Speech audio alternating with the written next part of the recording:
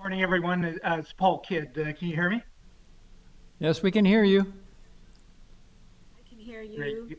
Good morning. Can you hear me? We can Good hear morning. you, Chief. What about me? We can hear you. You're coming in loud and clear.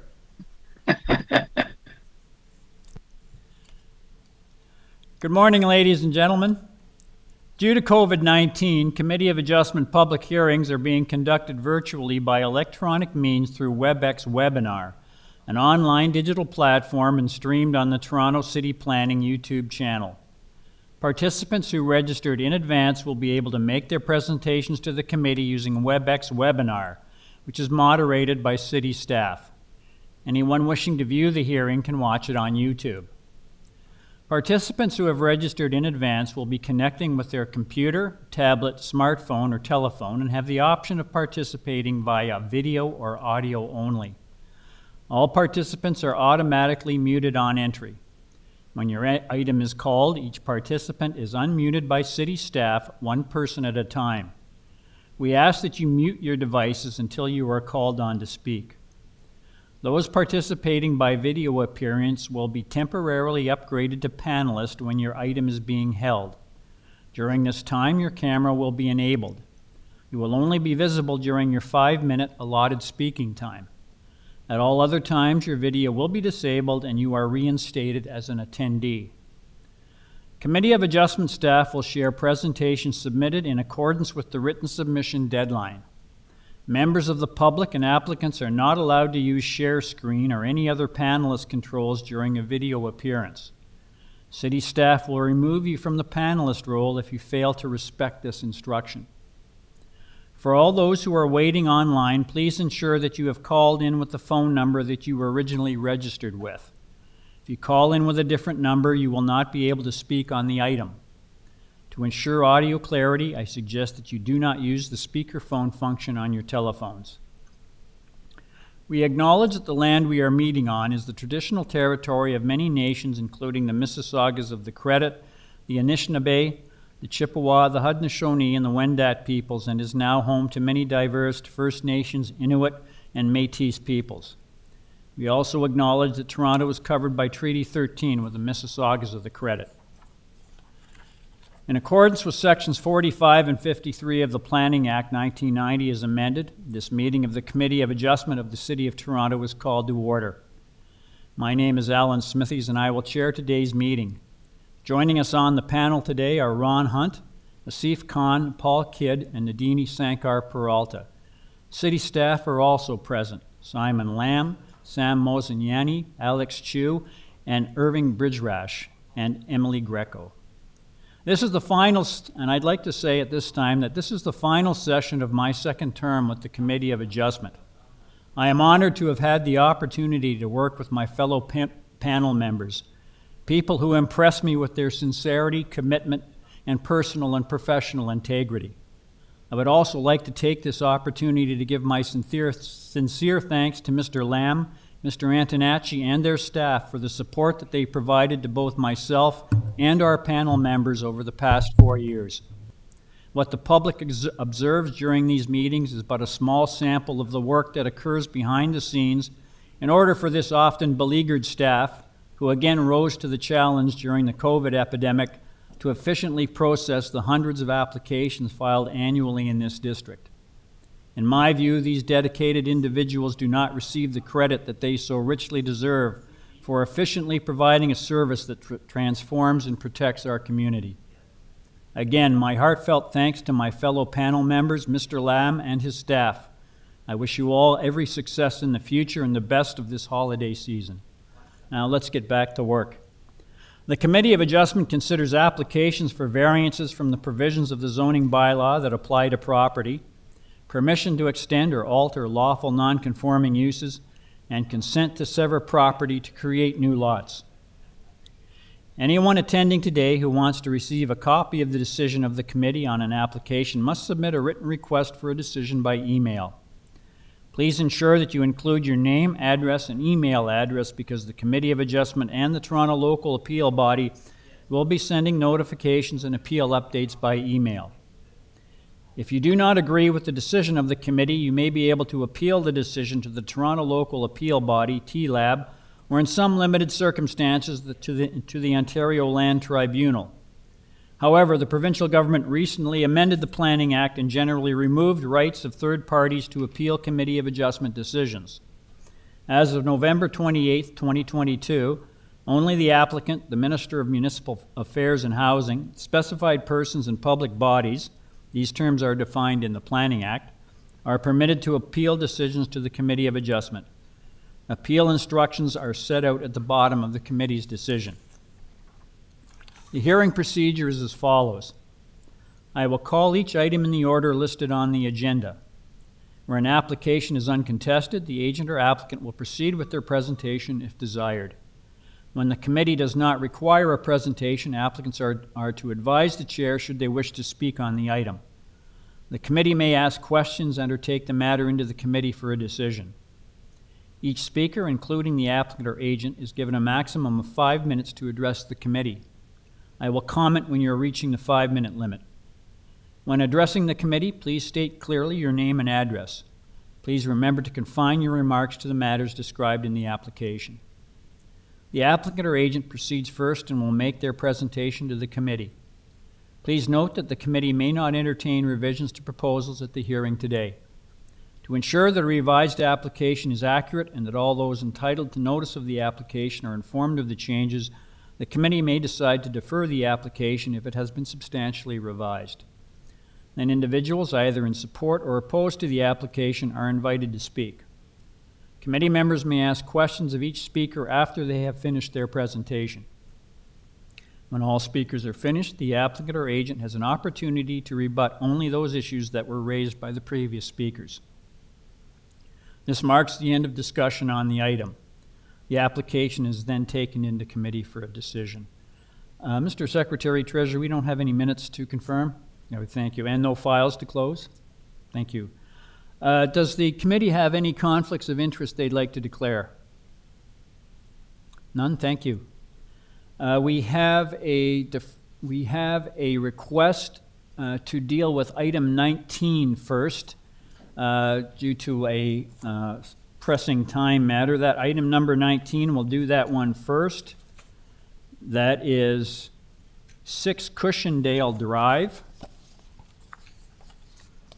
I have 4 people registered to speak. Is the agent there? And Albert Yaroshelmy, are you there?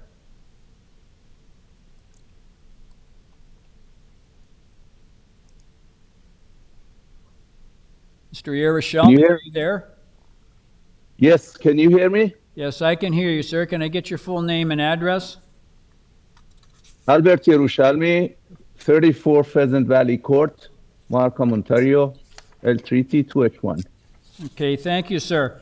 I'm just going through your file. I note that there's a report from City Planning, which is dated the 30th of November, which they indicate that they appear to have no objections to your application, subject to a condition. Just wanted to ask, sir, have you had the opportunity to review that report? Yes, sir. Okay, thank you, sir. We have other persons registered to speak, sir. If you'd like to give the committee a presentation on what you see as the merits of your proposal. Yes, sir. This is a new residential unit, which we have 7 variances listed, and I have seen and checked the objections from 4 neighbors. I just want to mention that item number 7 regarding the length, the requested length, we want to remove that. Okay, hang on just a moment, sir. Are you proposing to make a change to your application? Yes, sir. Okay, and you read into the record which change you want to make? Yes, the maximum permitted building length is 16.8. The proposed building length is 18.53. That one is to be removed. Okay, so you're removing variance number 7. Yes. Okay, thank you. And, are there any other changes? No, sir. And in regard to the concern of the four neighbors, one which is the one item 7 that was removed, and I have submitted a shadow study to the Okay, so city. I don't know sir, if the, sir, can you back up? Can you Yes. restart your presentation? We've heard from you that you want to delete variance number 7. So if you'd like to make Right. your presentation on your revised application, please. yes. If I can get the plans uploaded.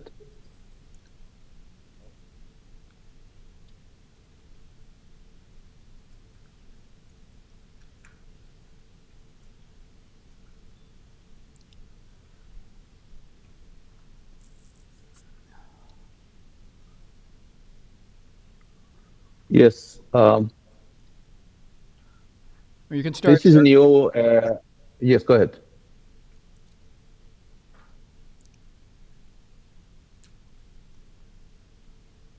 We have.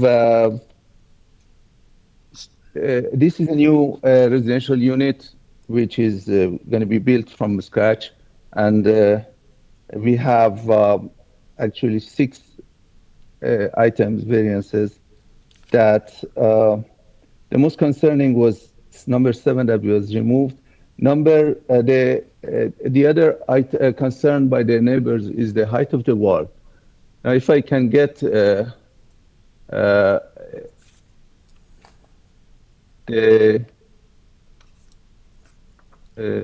elevations north and south, please.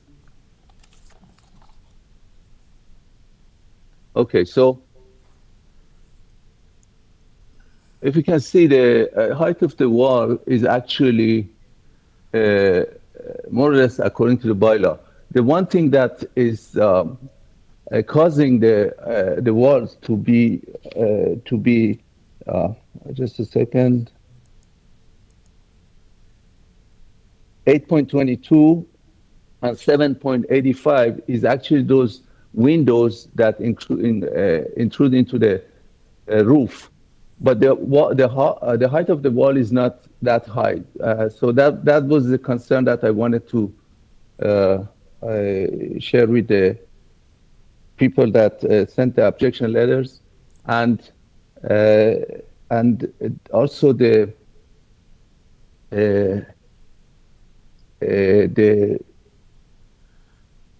deck, the rear deck is only 3.5 meters, which is 3.73. Sorry, 3.73, which is about a meter more than what is allowed. And I have read the concern, and that's the most of the concerns. It's about the height of the wall and the length of the building. Length of the building will be removed, and height of the wall, I explained that this is only about the windows that cause the walls to be that high. I mean, it's not. It's just normally. It's not really that high, but the windows cause them to be defined as that high. If you have any question, I can answer. Okay, thank you. Does the committee have any questions of the speaker? There being none, I'll go to the next person on the list. I have Rose or Osvaldo Ciliberti. Are you there? Mr. Chair, I do not see Rose nor Alsalvo on the line. Okay, I'll take them off the list. Thank you. Next person on the list is Ann Brooke. Are you there? Here. Yes, hello. Hello? Ms. Brooke, are you there? Yes, I'm here. Can you Can hear I me? get your full name and address, please? Anne Brooke, 17 Deering Crescent, Toronto. Okay, thank you, madam. If you'd like to give us your thoughts on this application? Oh, okay. I didn't know about the changes they were proposing, but anyway, my name is Anne Brooke. I live at 17 Deering Crescent, the adjacent property to the northwest, and share a portion of the back property line with Cushendale. The proposed design will block the morning sun for much of the year. The shadow study would pinpoint exactly when. They are not as they are not protecting any trees, they will have a clear line of sight into our yard and house. We object to the variances requested in this application.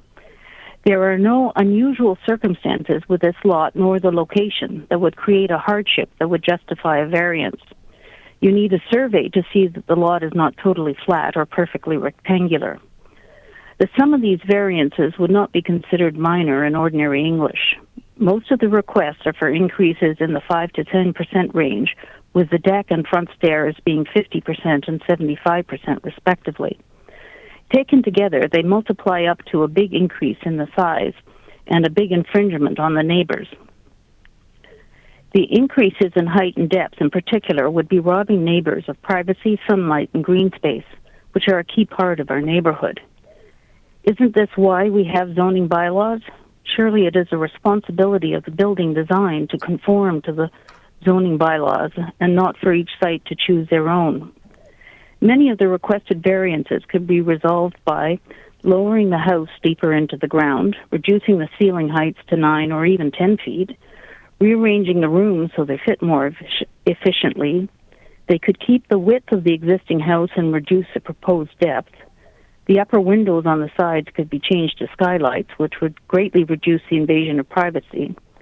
The deck could be lowered to 1.2 meters above ground, or the stairs could be moved to the north side so the extra protection is not needed.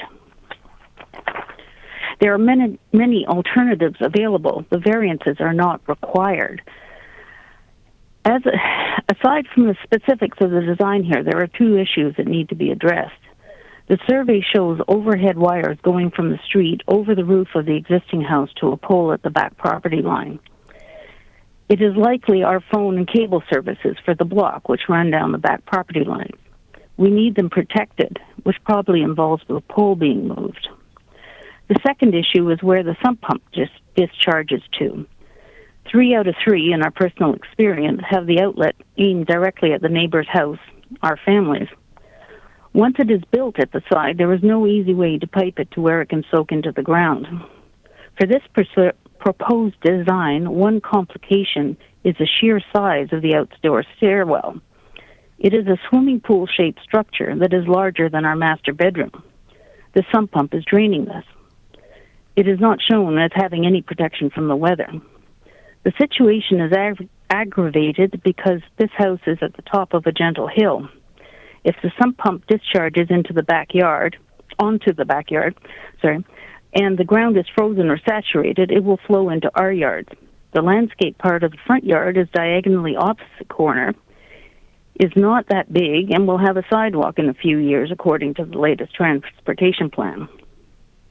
If the best option is to have an underground drain, it should be designed from the start. In summary, we oppose this application. The variants listed are not required. We would like the phone and cable services protected and the sump pump discharge to be handled without affecting our properties. Thank you. Thank you, madam. Does the committee have any questions of the speaker? There being none, I'll go to the last person on the list. I have a Sean Noble. Are you there? Sean Noble, are you there?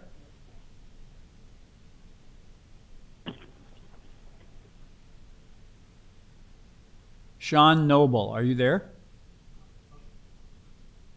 Hello. Can you hear me? It's Sue Yes, Noble. I can hear you. Can I get your full name and address, please? Yes, Sue Noble, and address is 245 Cranbrook Avenue. I believe we are discussing item 19. The item that we have put in for is item 11. So I was expecting to speak on item number 11 on the agenda, not item 19. Okay, thank you. So you have no, you have no comments on item 19? No comments on item 19, but I'm hoping that you can call me again for item 11. I just want to make sure that our name is on the list for item 11. Okay, thank you. We'll go back to Mr. Yerushalmi. Are you there?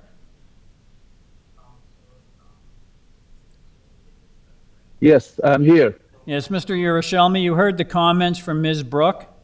If you'd like to respond to them, please.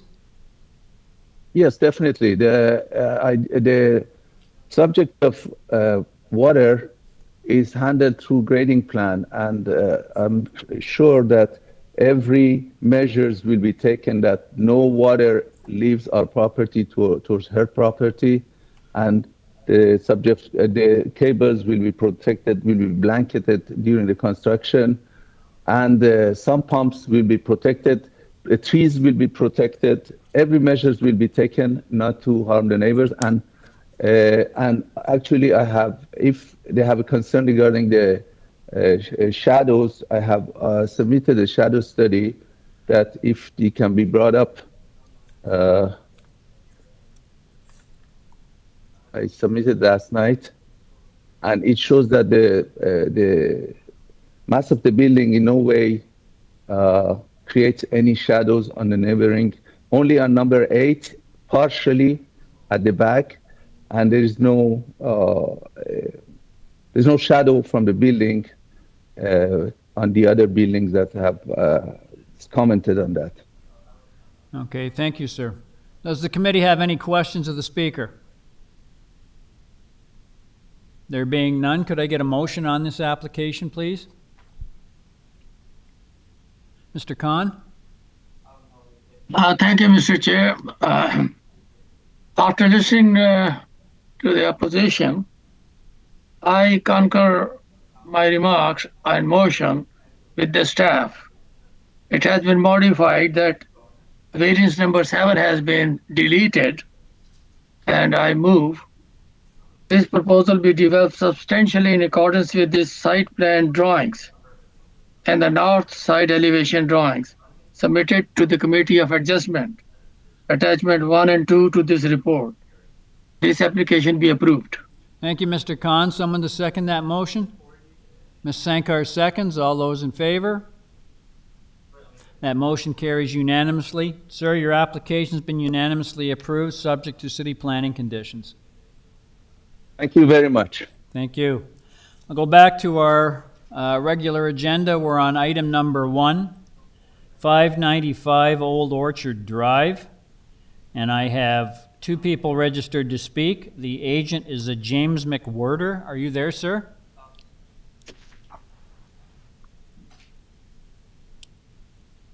James McWhirter, are you there?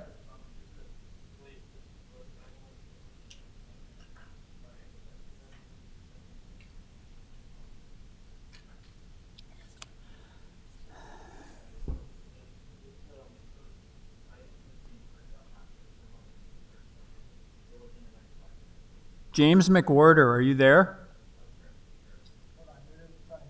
Okay. Actually, we're not having much luck in this regard. I'll move on to item number 2, which is 129 Lord Seaton Road. I have 2 people registered to speak. The agent is Brenda Eisen, I-Z-E-N. Are you there? Good morning, Mr. Chair. I'm here. Yes, hello, madam. Can I get your full name and address, please? It's Brenda Eisen, 91 Tychos Drive. Okay, thank you, madam. Just went through your file. I note that we have just 1 comment on file from staff. That's recommended conditions from Urban Forestry. We have 1 other person registered to speak, so if you'd like to give the committee a brief presentation on what you see as the merits of your proposal. Of course, I'd be happy to. Thank you. Thank you. Good morning, members of the committee. I am the agent for the applicant for 129 Lord Seaton Road, which is a proposal for a new 2-story house that was designed with the neighborhood context and zoning bylaws in mind. Today we are seeking 7 variances to the bylaws. Most of the variances stem from the lot shape and how the irregular shape changes the way that some of the calculations are done. There are a couple variances that I would like to walk you through today. If staff could please pull up the supporting material that we submitted, I have some visuals to help explain the specific calculations. Thank you. If you can go to the second page, you will see a diagram of the site plan. For context, over the course of our zoning review, we had two different zoning examiners. One at the beginning for our first few rounds of design revisions, and then we were assigned to somebody new for our final and most recent zoning notice after we had made some revisions to the design. If you look at this site plan, you will see the required setbacks are shown in the dashed orange line. And as you can see, we are conforming with the front and side setbacks. And in fact, we're pulled even further back from the east side lot line than the requirement. And then for the majority of the rear setback, the proposed house isn't even coming close to the minimum setback line. The ground floor and basement are entirely within the required setbacks. And then a tiny portion of the second floor overhangs into the setback, only 1.8 square meters actually. And that's where you can see the blue dotted line coming over the orange in the bottom right, that little triangle there. Our first zoning examiner had considered the portion of the rear lot line that's parallel to the front lot line to be the entirety of the rear lot line. And then the two diagonal portions of the lot line to both be side lot lines. So almost as if you had a rectangular lot that comprised the front, west side, and back with an attached triangle that was an irregular side. So when we originally designed to this condition, I'll note that we had no setback variances at all. Everything was completely inside. And you can actually reference some of the differences in the calculations because the previous zoning review is part of the case file online. If you go to the next page, the other important piece of context to understand is that we have an architectural projection that extends past the extent of the livable floor area.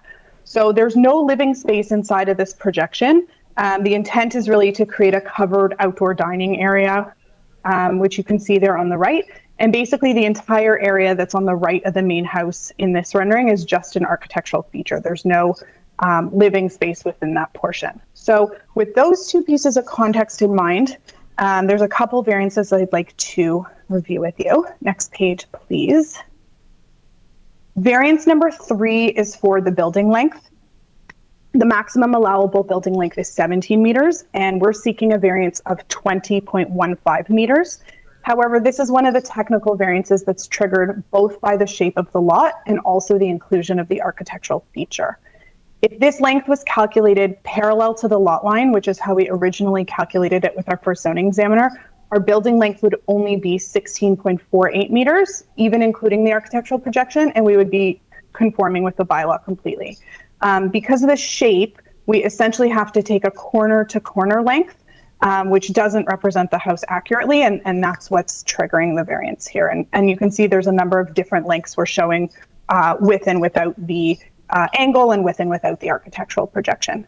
The next page illustrates the setbacks that I mentioned earlier in my presentation, with the orange dashed lines on the left showing the required setbacks according to the zoning bylaw as interpreted by our current most recent zoning examiner, and the dashed lines on the right show how they were originally considered and how the house was designed.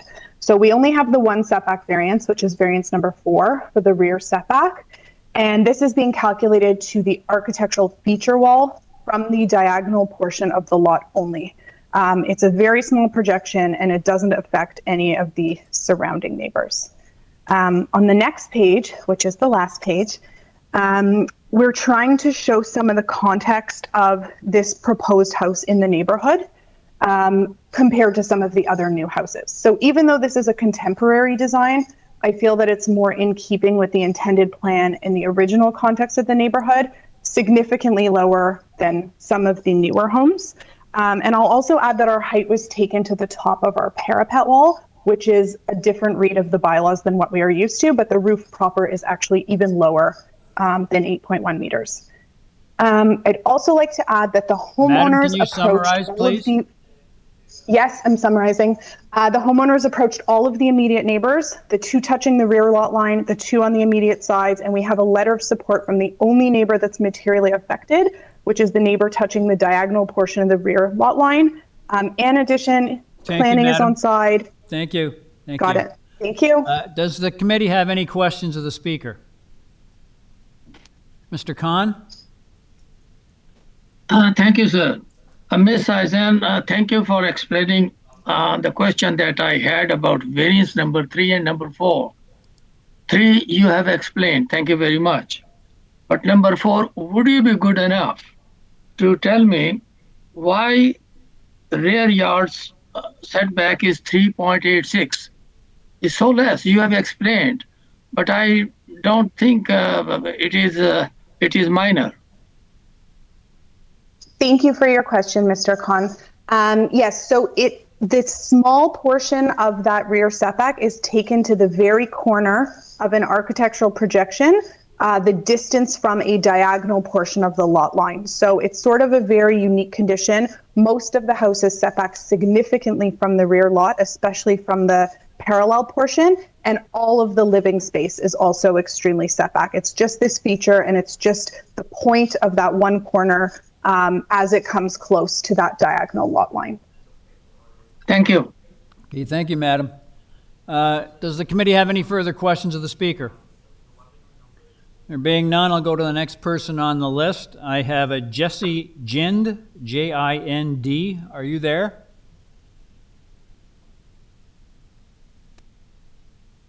Jesse Jind, J-I-N-D. Are you there? Yes, I'm here. Can you hear me? Yes, I can hear you. Can I get your full name and address, please?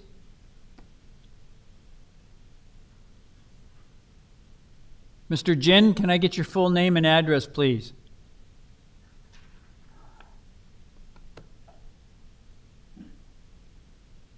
Hello.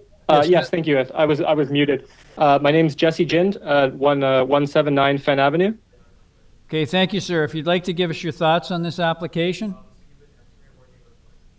Yeah, so I think my thoughts were I had a main concern with 3 of the variances, one of which was touched on by the previous gentleman. So that the variance number 2, the proposed rear stairs are more than double what the required setback is, from 2 meters to 5.16 meters wide. And then variance number 4, the required minimum rear yard setback of 8.5 is now going to 3.86, which is less than half, which is going to, significantly encroach on privacy, noise, and the like. And the last one is number 6. The rear yard setback, the zoning requirement is 2.5 meters, and they're requesting platform encroaches 6.67 meters, which is also more than doubled, including a pool, which is coming very close to the rear neighbor's properties. So yeah, but those 3 in particular did not seem in keeping with like what the zoning codes are. I don't think either of those are minor, given the measurements that they're requesting. Okay, thank you. Does the committee have any questions of the speaker? Okay, we'll go back to Ms. Eisen. Are you there? Ms. Eisen? I'm still here, yes. Yes, you heard the comments from Mr. Jind, if you'd like to respond to them. I did, yes, thank you. Mr. Jind, I appreciate you coming here to this forum to express your concerns. As you're aware, the homeowners also tried to contact you several times and even left a letter in your mailbox with their contact information. So it's always more productive for the committee members and the rest of the public when these conversations are held in advance. However, I would like to clarify that 2 of your concerns you mentioned setbacks regarding the rear platform and the rear stairs. There are no setback variances for the platform and the stairs. They are extremely low to the ground. They're only 3 steps up, and they are just drawn currently as being wide for function. And the variance just has to do with the size of the platform and the size of the stairs. But again, they're extremely low down and very close to the house. They don't come anywhere near the setback or anywhere near your property, which actually only touches this property by about a foot. And I believe I addressed the rear setback issue with Mr. Khan's question earlier. Okay, thank you. Does the committee have any questions of the speaker? There being none, could I get a motion on this application, please?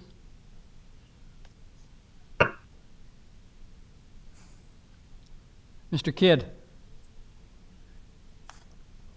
Thank you, Mr. Chair.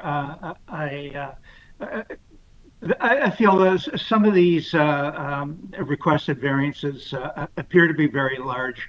However, I accept the explanation from Ms. Eisen that I agree with that most of these variances are triggered by the unusual shape of the lot. I'd like to put forward a motion to accept the application subject to forestry condition. Thank you, Mr. Kidd. Someone to second that? Mr. Sankar seconds. All those in favor? That motion carries, unanimously. Ms. Eisen, your application has been unanimously approved, subject to urban forestry conditions. Thank you and happy holidays to you all. Thank you. We'll go to back to item number 1, 595 Old Orchard Grove. I have the applicant James McWhirter. Are you there? James McWhirter, are you there? Yes, I'm here. Can you hear me? Yes, I can hear you. Can I get your full name and address, please? Yeah, my name is James McWhirter, 400 Credit Stone Road. Okay, thank you, sir. I've gone through your file. I note there's a couple of staff reports here. There's one from Development Engineering dated the 24th of October of this year, which appears to have no objection to your application, subject to standard consent conditions. We also have a city planning report dated the 29th of November of this year, which has no objection, subject to their standard consent conditions. Have you had the opportunity to review those reports, sir? Yes, sir, I have. Okay, thank you. We have one other person registered to speak, so if you'd like to give the committee a presentation on what you see as the merits of your proposal, please. Yes, please, that would be great. If you could assist by pulling up the site plan.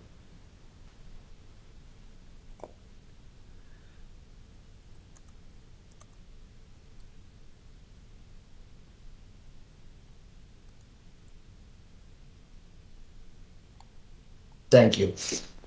Okay, so looking at our proposal, you will see that we have 3 lots and we're severing the 2 at 595 Old Orchard. Our intention in the design phase was to allow approximately 1.8 meters between each of the properties in question. You'll also see the bubbled area there. That was for the driveway, which went through substantial review process to accommodate with urban forestry, which they've given preliminary verbal approval of these plans to us. We still have to go through the formal review process. We've been very diligent as far in working with the city to accommodate as many requests as possible. And even more so, our design plan is in between the 2 lots. We've allowed no windows between the neighbor's side and on the other to avoid windows directly looking into neighboring properties. So again, I'd just like to reiterate, we've gone through substantial design process to try to provide a product that is beneficial to the neighborhood and city. That's all. Okay, thank you. Does the committee have any questions of the speaker? Mr. Khan? Thank you, Mr. Chair. Mr. McWhirter, I have 2 questions. Number 1, there is no transportation services report. And number 2, the engineering construction services has attached their decision to the transportation services report. Now, how can I make my decision whether it is I should be yes or no until these reports are in front of me? I understand your concern there, Speaker. We can look in that right away as soon as the application is processed. The reason we didn't is because forestry had comments on the driveway in the initial phase. So it's not a standard size driveway. The reason we did this was because forestry said in the past they have approved applications. The transportation approves different size driveways based on forestry recommendations. As this was a more recent transition with the change in the driveway, it was fairly last minute in application to the committee.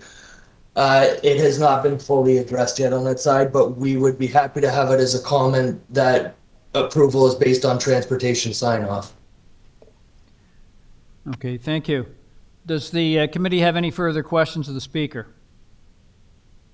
I'll go to the next person on the list. I have a Michelle or Desmond Hirson, Hirson.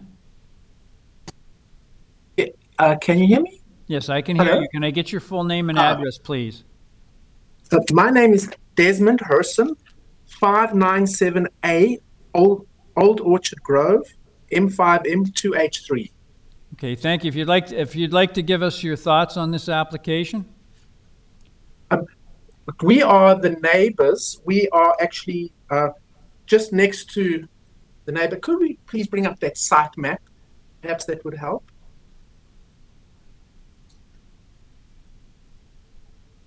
Okay, sir. So, can you give us your thoughts on this application?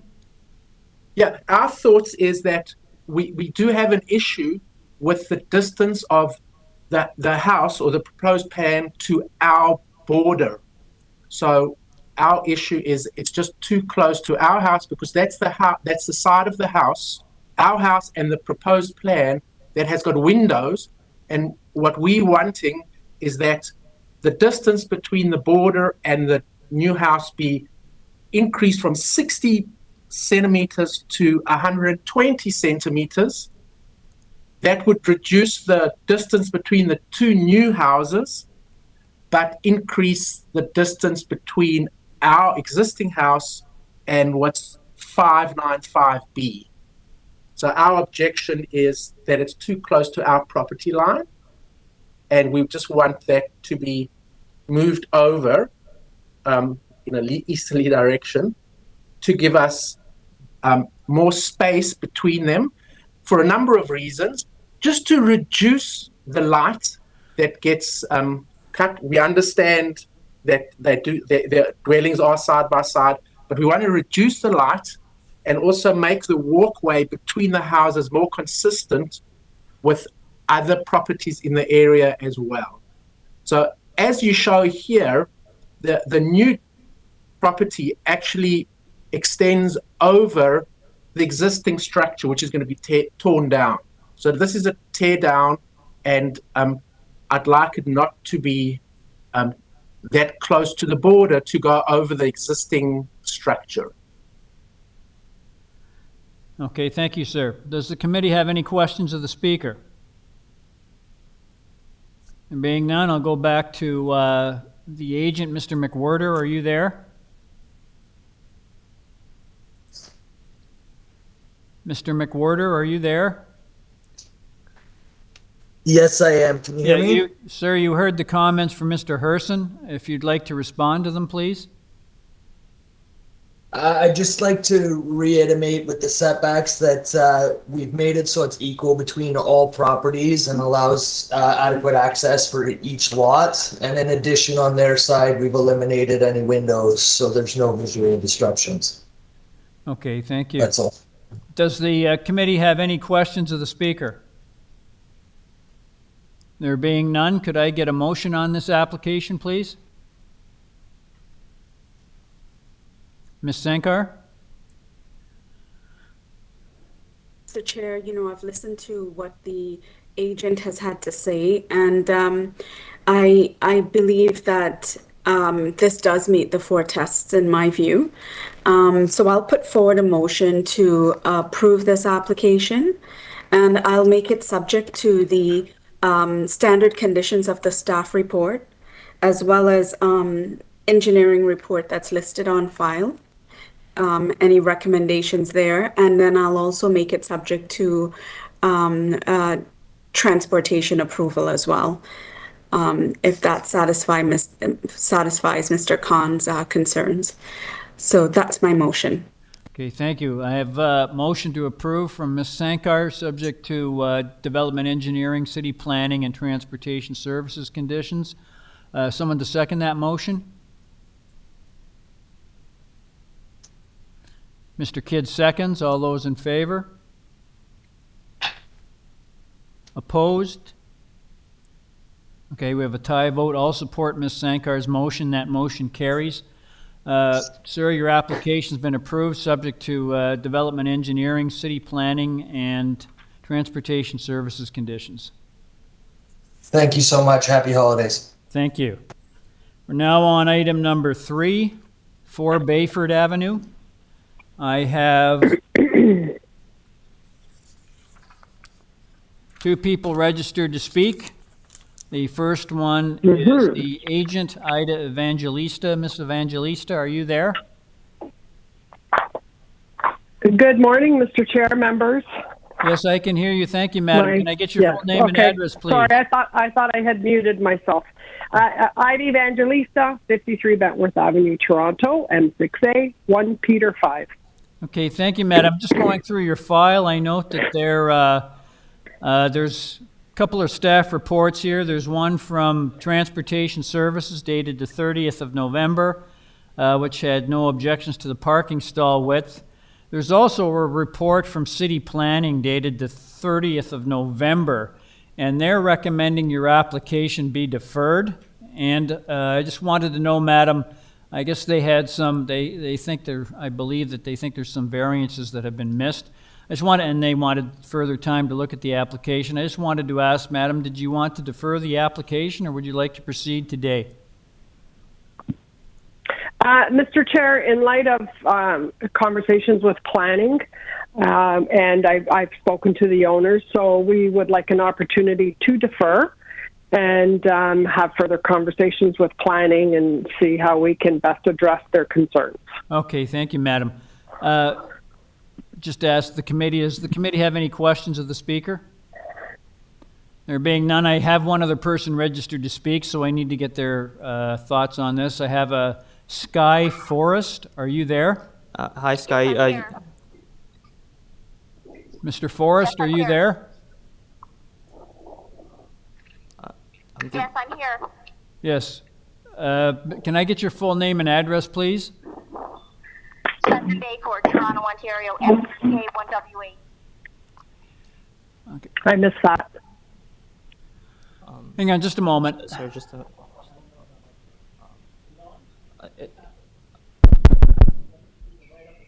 sorry, can you speak a little bit? Can you try to say it again, Sky? Sure, it's 7 Bayford, Toronto, Ontario, M3K1W8. Okay, thank you, madam. The applicant is requesting a deferral of their application, and they need to have some consultations with city planning. Do you have an objections to the deferral? Well, yes, I kind of do because, like, we live in a on a dead-end street. There's 14 houses Madam, do you have an objection to the applicant deferring their application? They'll have to come back to the committee at a later date, and you'll be notified of any changes. Yes. Okay, thank you. Does the committee have any questions of the speaker? There being none, can I get a motion on the deferral request, please? Mr. Hunt.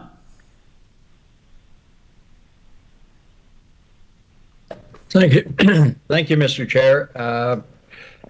Based on the request of the applicant's agent to undertake further discussions with the planning department and to resolve some outstanding issues, I would move a deferral sine die of this application. Thank you, Mr. Hunt. Someone to second that? Mr. Khan seconds. All those in favor? Motion carries. Ms. Evangelista, your application's been deferred to the next available meeting so that you can discuss it, revise your application with city planning. Good luck. Thank you. Item number 4, 24 Brookfield Road. I have 4 people registered to speak. The agent is a Mark Kemerer, Kemerer. Yes, good morning, Mr. Chair, members of the committee. Yes, the name is Kemerer. Can I get your full name and address, please? Yes, it's Mark with a C, Kemerer, Kemerer. I'm here on behalf of the owner. My address is 95 Barber Green Road, Suite 100, Toronto, M3C 3E9. Okay, thank you. I have just gone through your file. I note there's a couple of staff reports here. There's one from Toronto Region Conservation Authority dated the 20th of November. They had no objections to your application. There's one from Ravine and Natural Features Protection dated the 28th of November, and they have no objection to your application. I have a number of people who like to speak to this application, sir, so if you'd like to give us a brief presentation on what you see as the merits of your proposal. Sure, and thank you for that opportunity. And Mr. Chair, congratulations on your tenure as chair of the committee. Thank you very much. With respect to the proposal, there are two variances requested. One is for length, whereas the maximum permitted building length is 16.8 meters. The proposed building length is 25 meters. And as the committee will note, including from the city staff report, that's only slightly more than what was provided, the permission granted by this committee in 2018, where they granted relief for 24.93 meters. So in my respectful submission, this increase is minor. There's no objection to it on the part of city staff, as you will be aware. And there's no impact from it on the neighbors, particularly given the existing permission.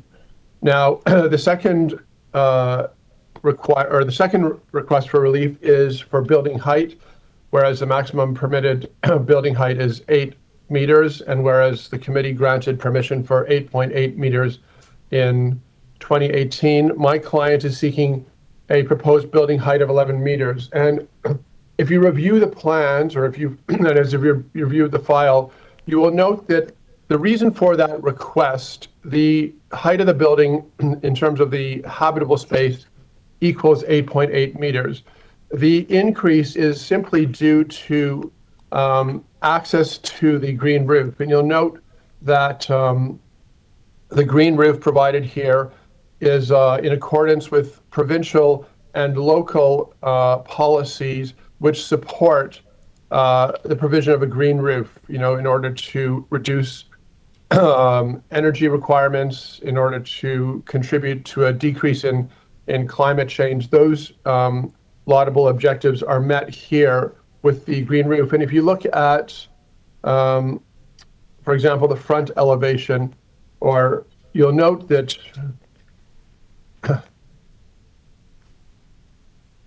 again, this is only for access to the green roof. It doesn't provide for any livable space. It will be used for simply to be able to go up to maintain the HVAC and the mechanical and the green roof itself. It won't be, with respect to concerns about any overlook or privacy, that's not the purpose of it. My clients have a sizable backyard. There's no variance, of course, for that, but it's simply to allow access up onto the green roof. And the architect is here and can speak to that requirement. But it's not to provide habitable space. It will not, in my respectful submission, create a third floor or even the appearance of a third floor, which was the concern of city staff. So in my respectful submission, and again, the architect is here to speak to the functionality of that, it simply allows for maintenance of the building in accordance with green standards, and is not a laudable objective, and maintains the intent of the zoning bylaw, the official plan supporting green infrastructure, is minor and is desirable, again, for the as a contribution to making sure that climate change doesn't become worse. So it's my respectful submission, and the architect again is here and can speak to that functionality, that the proposal before you simply builds on some of the variances granted in 2018 and improves upon that building proposal, and is in accordance with other approvals in the neighborhood. For example, that given in 2019 to the neighboring property, 22 Brookfield Road, whose current owner has written a letter of objection, but in fact the permissions granted to the owner of 22 Brookfield Road in 2019 were greater than what we're seeking now. So for those reasons, we'd request that the committee approve the minor variance before it, and allow my client to continue with a project which is supportive of green infrastructure. Thank you. And again, the architect is here if the committee has any questions about the that access onto the roof, which is the basis for the height variance. Okay, thank you, sir. I did have I'm looking at the elevation drawing here, the front elevation drawing, and I can understand your comments about the green roof, but looking at the presentation of the building to the street, it appears to be a 3-story building, or a partial 3-story building. And that the piece on top, which looks like a partial 3rd story, it may be for the green roof, but it gives a presentation from the street that it's a 3-story building.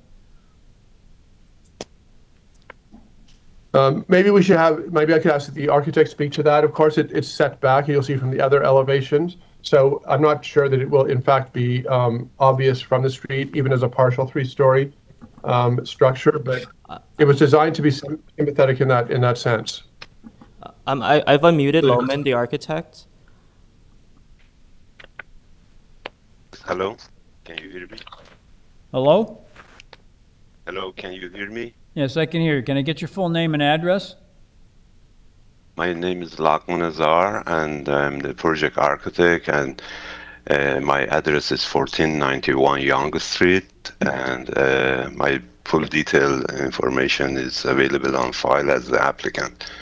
So I am happy to provide additional information to what Mark has presented. I think that the essential reason for having the access to the roof is the ability to maintain and look after the green roof.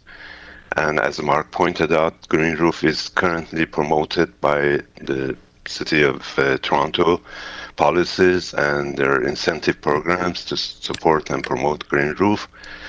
And provincial policies and federal government policies, they all in favor of promoting sustainability and addressing the concern of the climate change and hazardous gas emissions, etc. And I have to tell you, my client, Mr. Mohammed Islami, purchased this property in the hope that to build a home for his family, and the previous owner had a different requirement than him, so he has 2 children, needs more bedroom, more space, and so the provision that was approved by the Committee of Adjustment in 2018 provided the length that is almost 25 meters. And as Mark mentioned, this is less than what neighbor has been granted to build at 22 Brookfield. And we're simply asking to reinstate the decision that was already approved by the Committee of Adjustment to be 24.96 and meter, and we were not able to design to that length because there was a question of interpretation. Sir, can you answer my question about the height? How does the we don't need another presentation. You're doing I just want an answer to my question. This building presents as 3 stories. You're asking for a variance for 11 meters when the bylaw requirement is 8.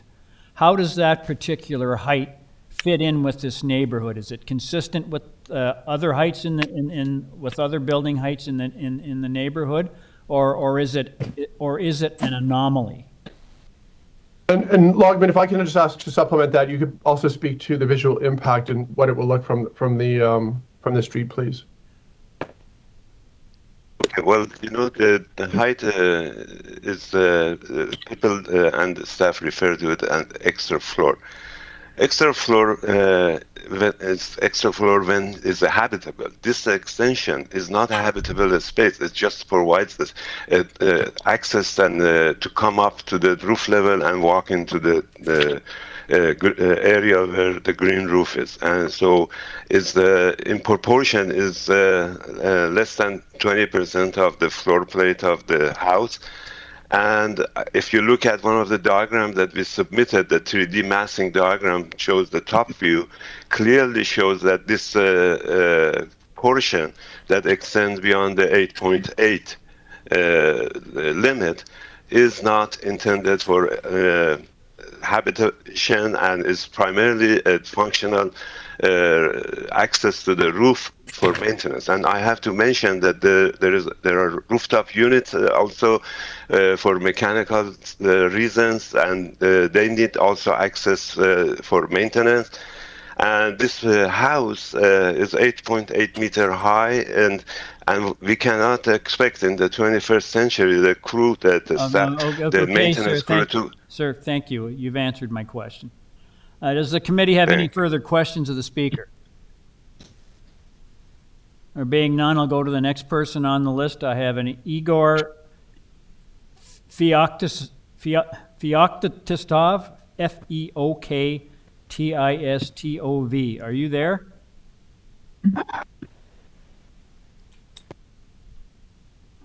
Hello? Igor, you've been unmuted. Hello, sir. Are you there? Igor Feoktistov, are you there?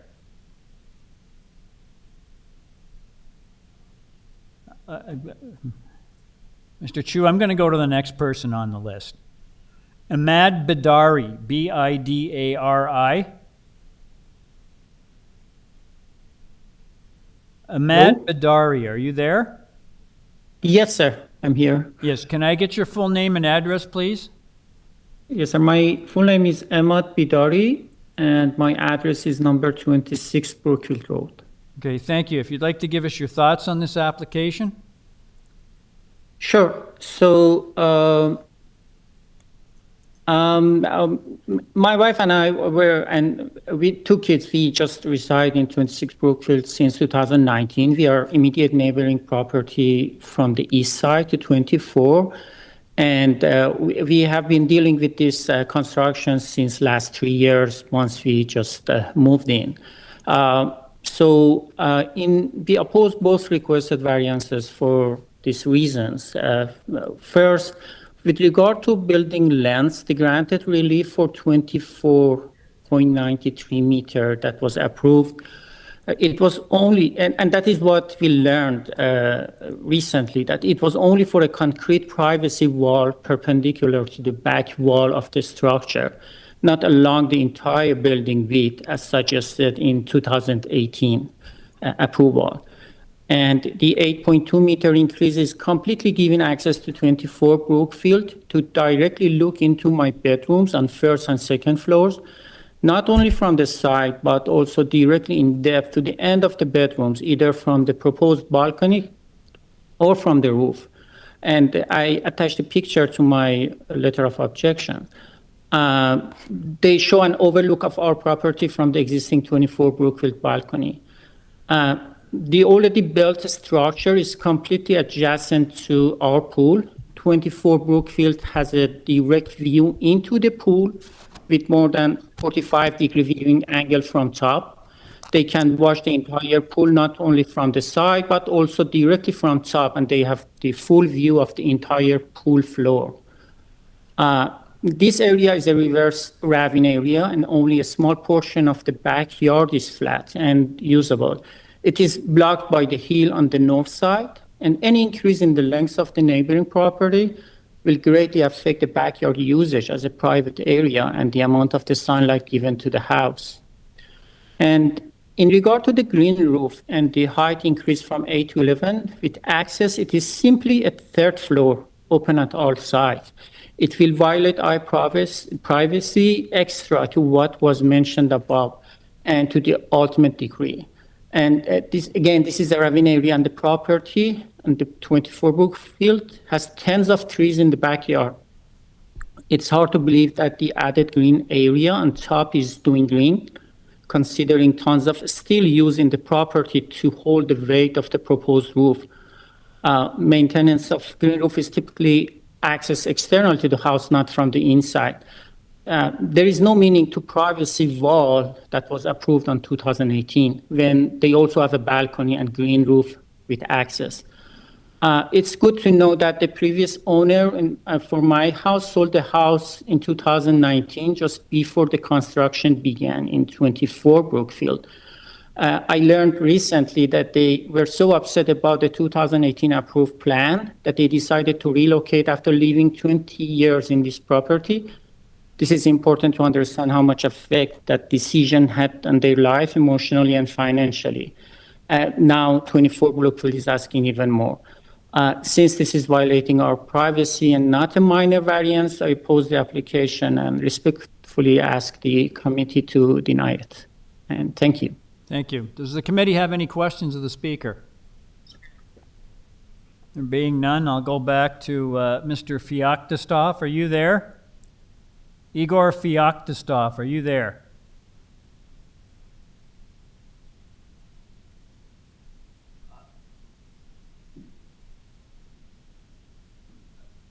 Igor Feoktistov, are you there?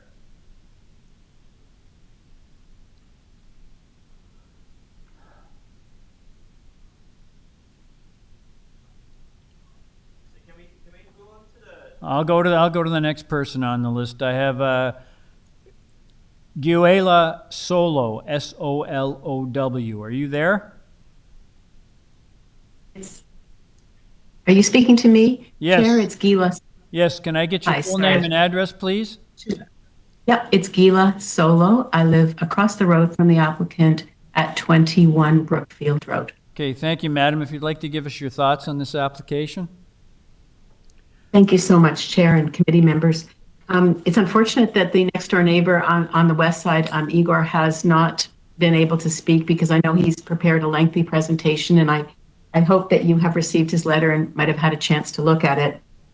Due to the volume of letters from neighbors on the street, over a dozen, and out of respect for the committee's time and to not be repetitive, the neighbors elected me, asked me if I could speak on their behalf. So I'm going to try to do my best to summarize these dozen letters, which I have to say, they represent a wide cross-section of the street, all immediate neighbors, some of whom have lived in this neighborhood for generations, some of whom, as is quoted in the letter, some who have been here for over 30 years, others who have moved in just during COVID. So a wide variety of residents, and also a range in housing types. If you've ever had the pleasure of being on Brookfield Road, a street we love, and you will see that there's a range of housing types. Some of us live in the original 50s bungalows.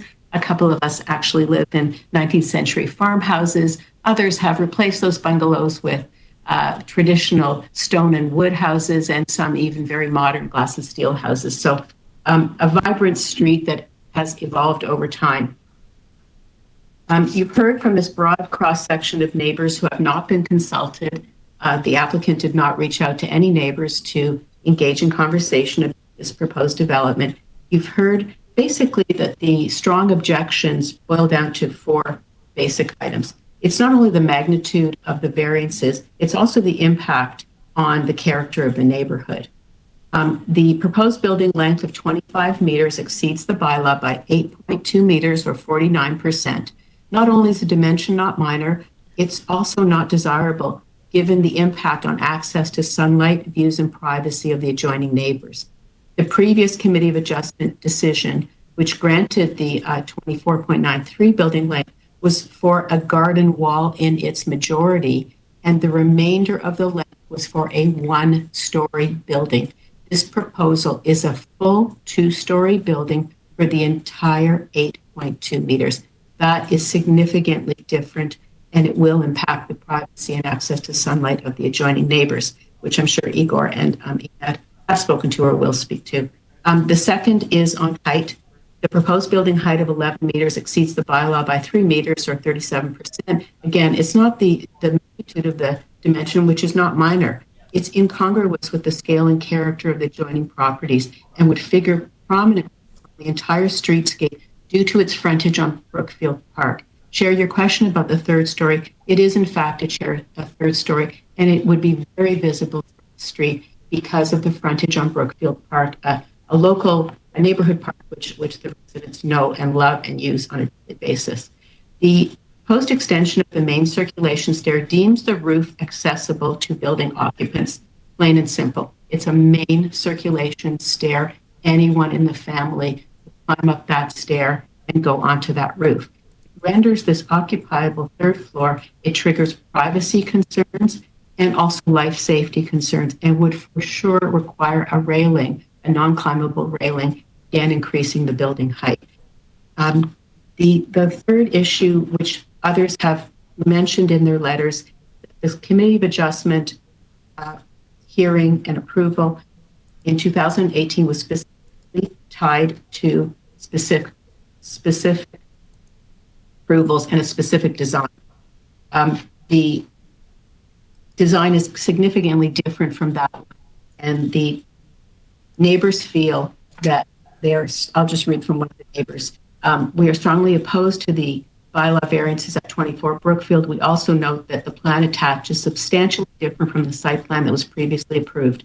Because this applicant's plan is substantially different, we expect the applicant would need new approvals and additional approvals and could not continue on with that application before continuing construction further. The applicant, another neighbor notes that the applicant has chosen to waive zoning review. It's now radically different from the 2018 plan, and therefore the neighbors have said that there appears to be additional variances which this application will require, especially the balcony, which is not sought at present. Another neighbor says the height of the variance is for a very large structure of 5,000 square feet on top of a full two-story building. This has no precedent in our neighborhood, and it would be seen from all the neighboring Madam, can you summarize, homes. please?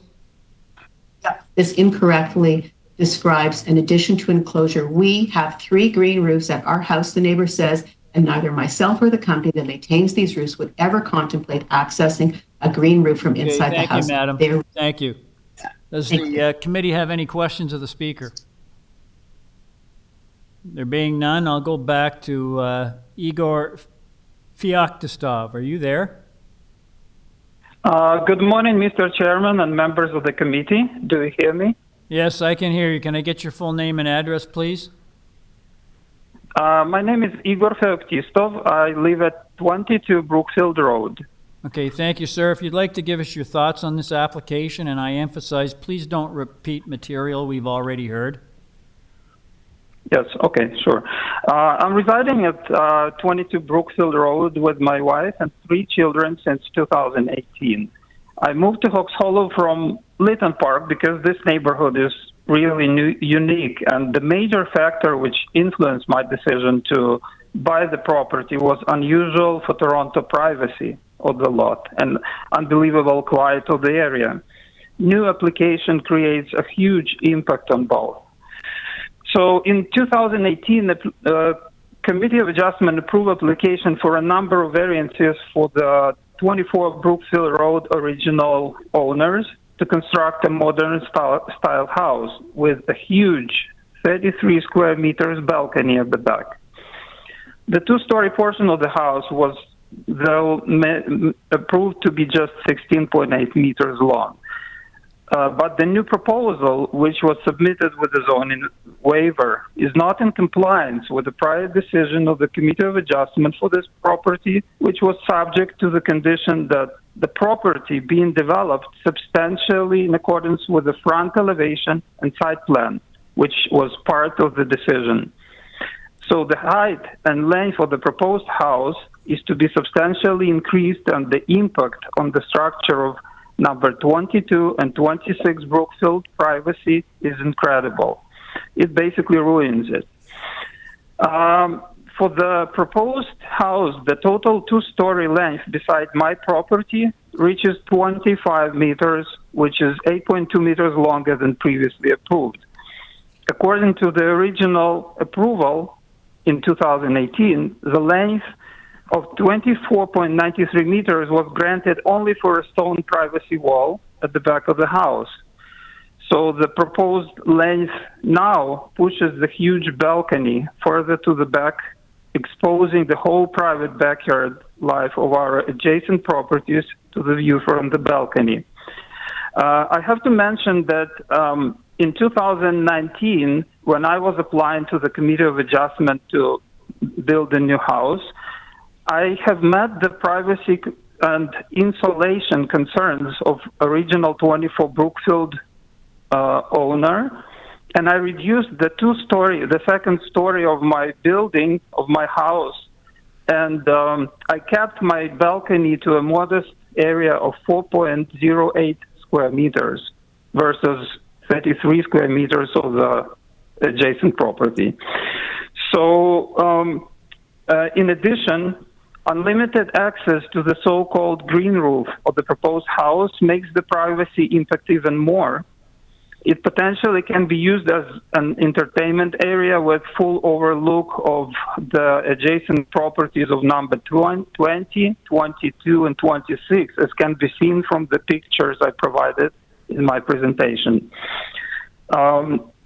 The applicant didn't do a zoning review for this house, but submitted a waiver, and I do not believe that the design presented to the committee will comply with the aspects of zoning by law.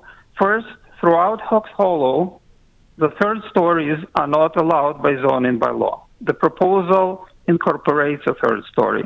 Second, the roof of the upper part of the house in the drawings submitted to the committee is actually even higher than 11 meters, which you could see in the diagrams attached. Besides, I totally share other Brookfield resident concerns that the third story addition would be seen from all directions and is not in keeping with the character of the neighborhood. The potential approval would create a precedent for more of untypical structures appearing in this beautiful neighborhood. I respectfully request the committee to deny both variances of this application. Thank you. Okay, thank you. Does the committee have any questions of the speaker? There being none, we'll go back to the agent. Are you there? Mr. Camara, are you there? I am, thank you very much. Yes, if you'd just like to briefly in respond to response- the, if you'd like to respond to the previous speakers. Yes, thank you very much. I just want to say, first of all, with respect to the zoning waiver, of course, that if my client is wrong or my client's architect is wrong, that's something that the City of Toronto would correct or say you can't do that when it comes to the building permit stage. So that zoning waiver is at the risk of my client, and the permissions granted by this committee are the permissions granted by this committee and will be followed up by Toronto building staff when it's at the permit stage. So that's not really a matter for this committee, if you will, with respect. Secondly, I find it ironic that the neighbors are relying on the next door neighbor when, as the committee is aware, in 2019, he got permissions which are much greater than what my client is seeking. My client's seeking 2 permissions right now. He had 9 permissions granted, including for a proposed building length of 27.82 meters and a building height of 9.61 meters. And I'm not sure that the neighbors complained about that. And in any event, I've looked at the decision of the committee in 2019, obviously, and I can see that it appears to be for a 2-story building, not a 1-story building. So the committee, if it's to be consistent with its precedent, which should have no problem, in my respectful submission, granting the request for building length. And as I noted earlier, city staff don't have any issue with that request for building length. Again, with respect to building height, the neighbor got an increased permission for building height, but as you know, and you've heard from the architect, that this request for building height is not for habitable space. It is for the maintenance of the green roof and mechanical equipment only. So there won't be any issues with respect to privacy or overlook there. And with respect to the other neighbor complaining about privacy overlook, if you look at the elevations, the side elevations, you will note that there aren't windows overlooking his property. There is, as you saw from the pictures he presented, considerable foliage between the properties. And I should note that it would appear that the pictures taken from my client's property were obviously done without his permission and should not be considered by this committee, as that's a matter of trespass. But in any event, there's no objection from the City of Toronto with respect to issues of overlook and privacy and building length. And certainly there's no variance here for side yard setbacks. So that's an as of right permission. In short, I understand that change is not always easy, but change has been considered and approved in this neighborhood, both in terms of the original 2018 approvals granted for my client's property and for the neighboring property at 22. And with respect, I would submit that the present application before you is within that same purview and would represent, just as those other provisions did, appropriate planning, and in my respectful submission should be approved by this committee, and that's what we're requesting today. Thank you. Thank you. Does the committee have any questions of the speaker? Mr. Kidd. Thank you, Mr. Chair. I noticed that there's no dimensions for the third-story addition that I can see. Can you tell me the size of that third-story portion? If the architect is still here, I would ask that he would have that more accurate information, but certainly in terms of the height, that's what the height variance is about. I'm not concerned about the height. I'm saying the size of it. No, I understand that. So let me just confirm. And I don't know, Lochman, are you still on? Can you provide that information so that I want to make sure I'm correct on that? Yes, I'm on. Sorry, sir. The question is about the size of the enclosure on the top of the roof. I think it's about how many square meters it is. Yeah, the square meter is about 30 square meters.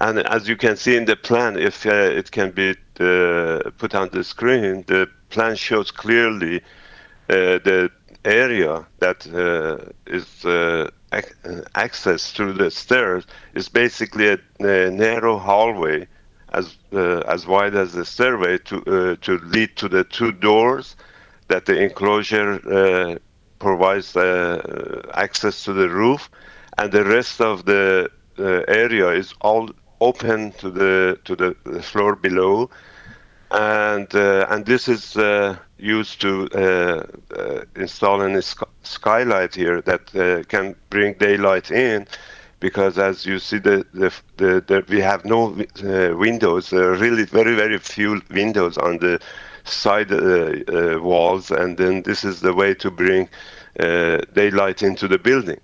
And mind you that we have done many research and studies, and it's a well-known fact that the daylighting... Sir, you've answered the question. Thank you. Yeah. Does the committee have any further questions of the speaker? Mr. Hunt.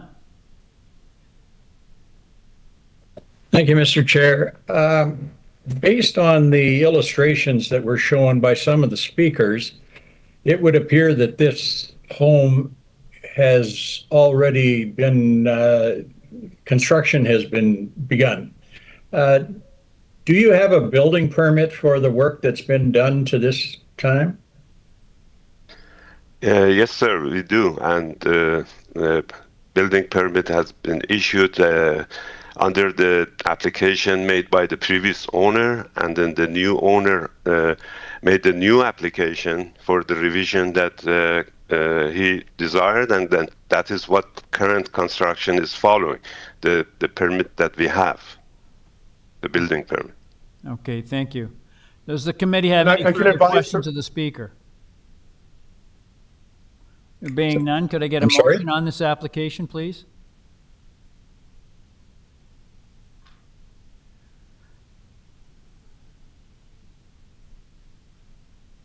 Mr. Hunt? Thank you, Mr. Chair. I've listened carefully to the agent and the architect, and also to the concerns of adjacent neighbors, and I am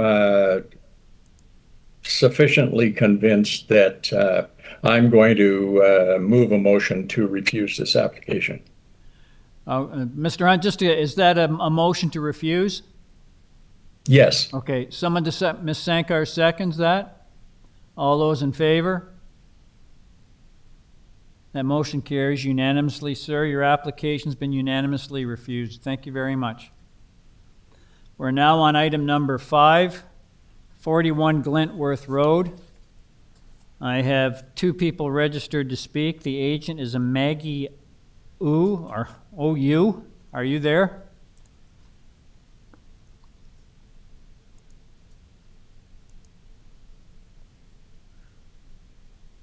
Maggie, you've been unmuted. Oh, really? Yes, hello. Can I get your full name and address, please? Hi, my name is Maggie. Oh, can you hear me? Yes, I can hear you. If I could get your full name and address, please.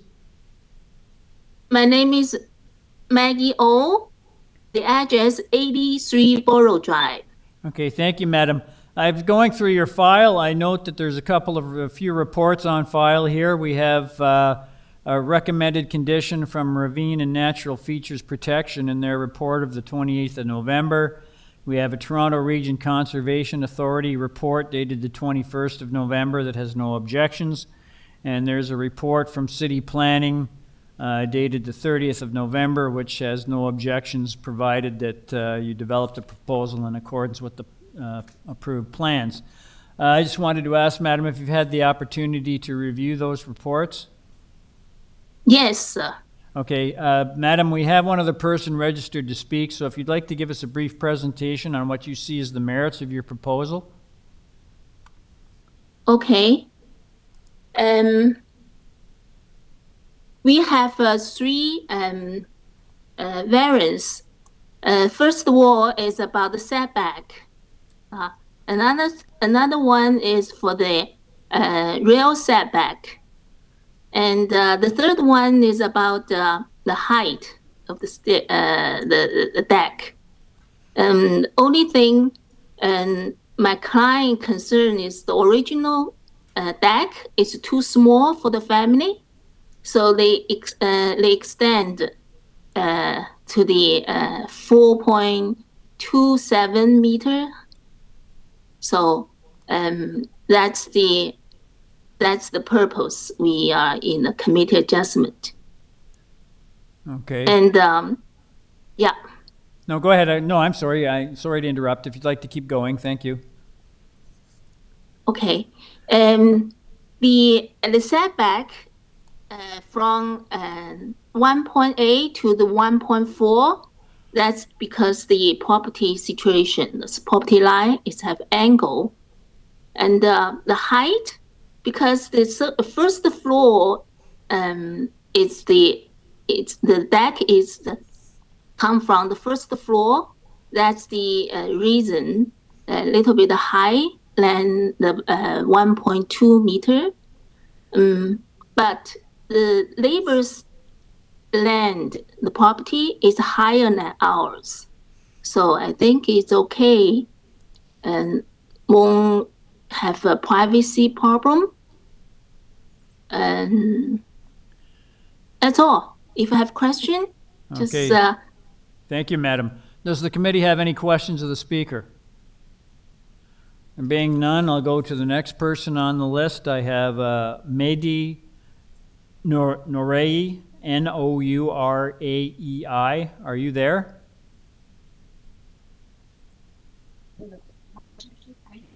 Mehdi, are you there? Yes, I'm here. Yes, can I get your full name and address, please? Mehdi Nourei, 43 GLENTWORTH Road, Toronto, Ontario, M2J2E7. Thank you, sir. If you'd like to give us your thoughts on this application. Yeah, I just have a question. That is the proposed plan the same size as the structure that is already built? It is.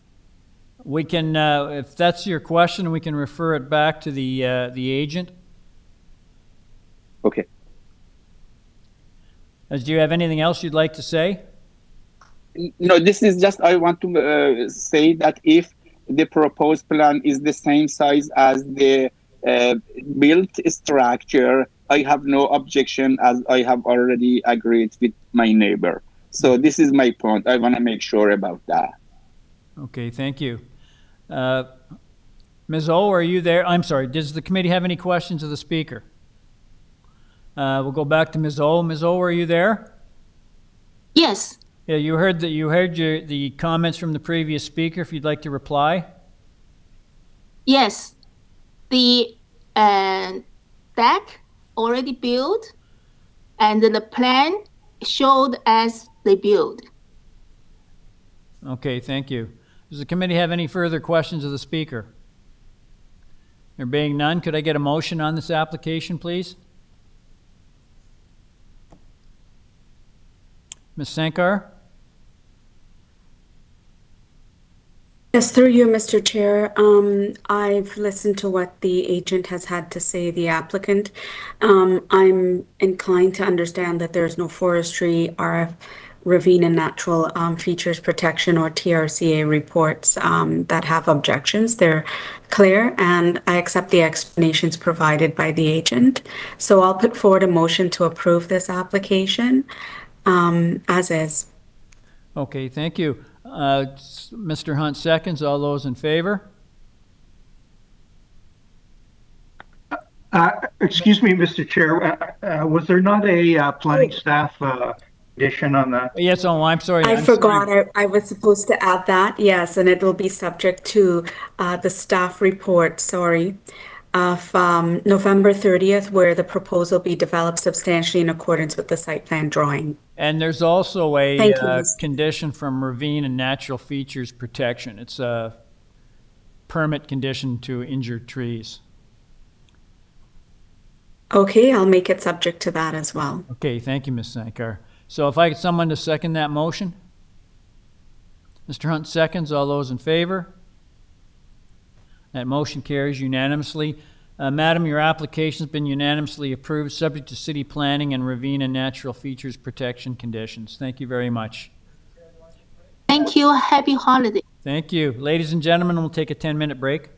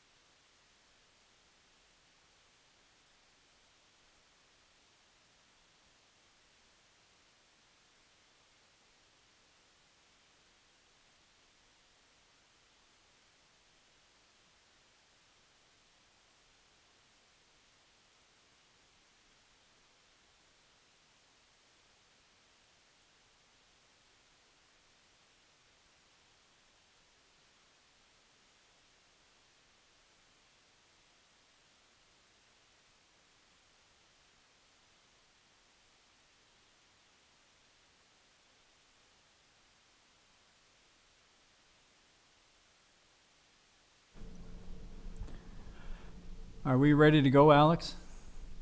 Ladies and gentlemen, committee's back in session. We're on item number 6, 521 Davisville Avenue. I have 4 people registered to speak. The agent is Anthony Abate, A-B-A-T-E. Are you there, sir?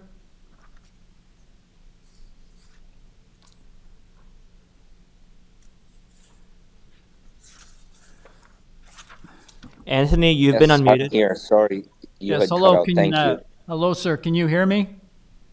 Yes, I can. Can I get your Good full morning. name Thank and you. address, please? Anthony Abate, 63 Pioneer Lane, Woodbridge, Ontario, L4L2J2. Okay, thank you, sir. I've gone through your report, your file. There's a number of reports on file here. There's one from a recommended condition from Urban Forestry. There's a letter from Councillor Robinson dated the 30th of November of this year, which was recommending your application be refused. There is also a Transportation Services report dated the 30th of November, which has no objections to the proposed driveway width, but they're asking for a 0.98 meter property conveyance along the public lane frontage of the subject property. Have you seen that report, sir? Yes, I have. Now, does that property conveyance, does that affect your application, and does it affect the variances that you're requesting? No, it does not. Okay, all right then. We have other persons registered to speak, sir, so if you would like to give us a brief presentation on what you see as the merits of your proposal. Sure. Thank you, committee members, and congratulations to you, Mr. Chairman, on your eventful day today. This application was not received or reviewed properly. It was submitted within the context and intent of creating a laneway house product, yet it was not reviewed within the scope of those guidelines. So, you know, the application was for a laneway house product, but it has been reviewed as a single monolithic building in regard to the way planning has reviewed it based on the zoning comments that were received. So in the sense that we have one single detached house and one detached garage separated by a vast rear yard with adequate spacing requirements that do reflect the guidelines that Toronto has adopted for laneway housing, which I would like to pull up later and go through and show the comparables. The one single issue that is exacerbating this application is that the garage and the house are being attached underground by the way of a tunnel, which is connecting the two separate structures. If it weren't for this tunnel, this application would have been reviewed as a laneway housing product and likely approved based on a comparison on the laneway housing guidelines proposed by the city.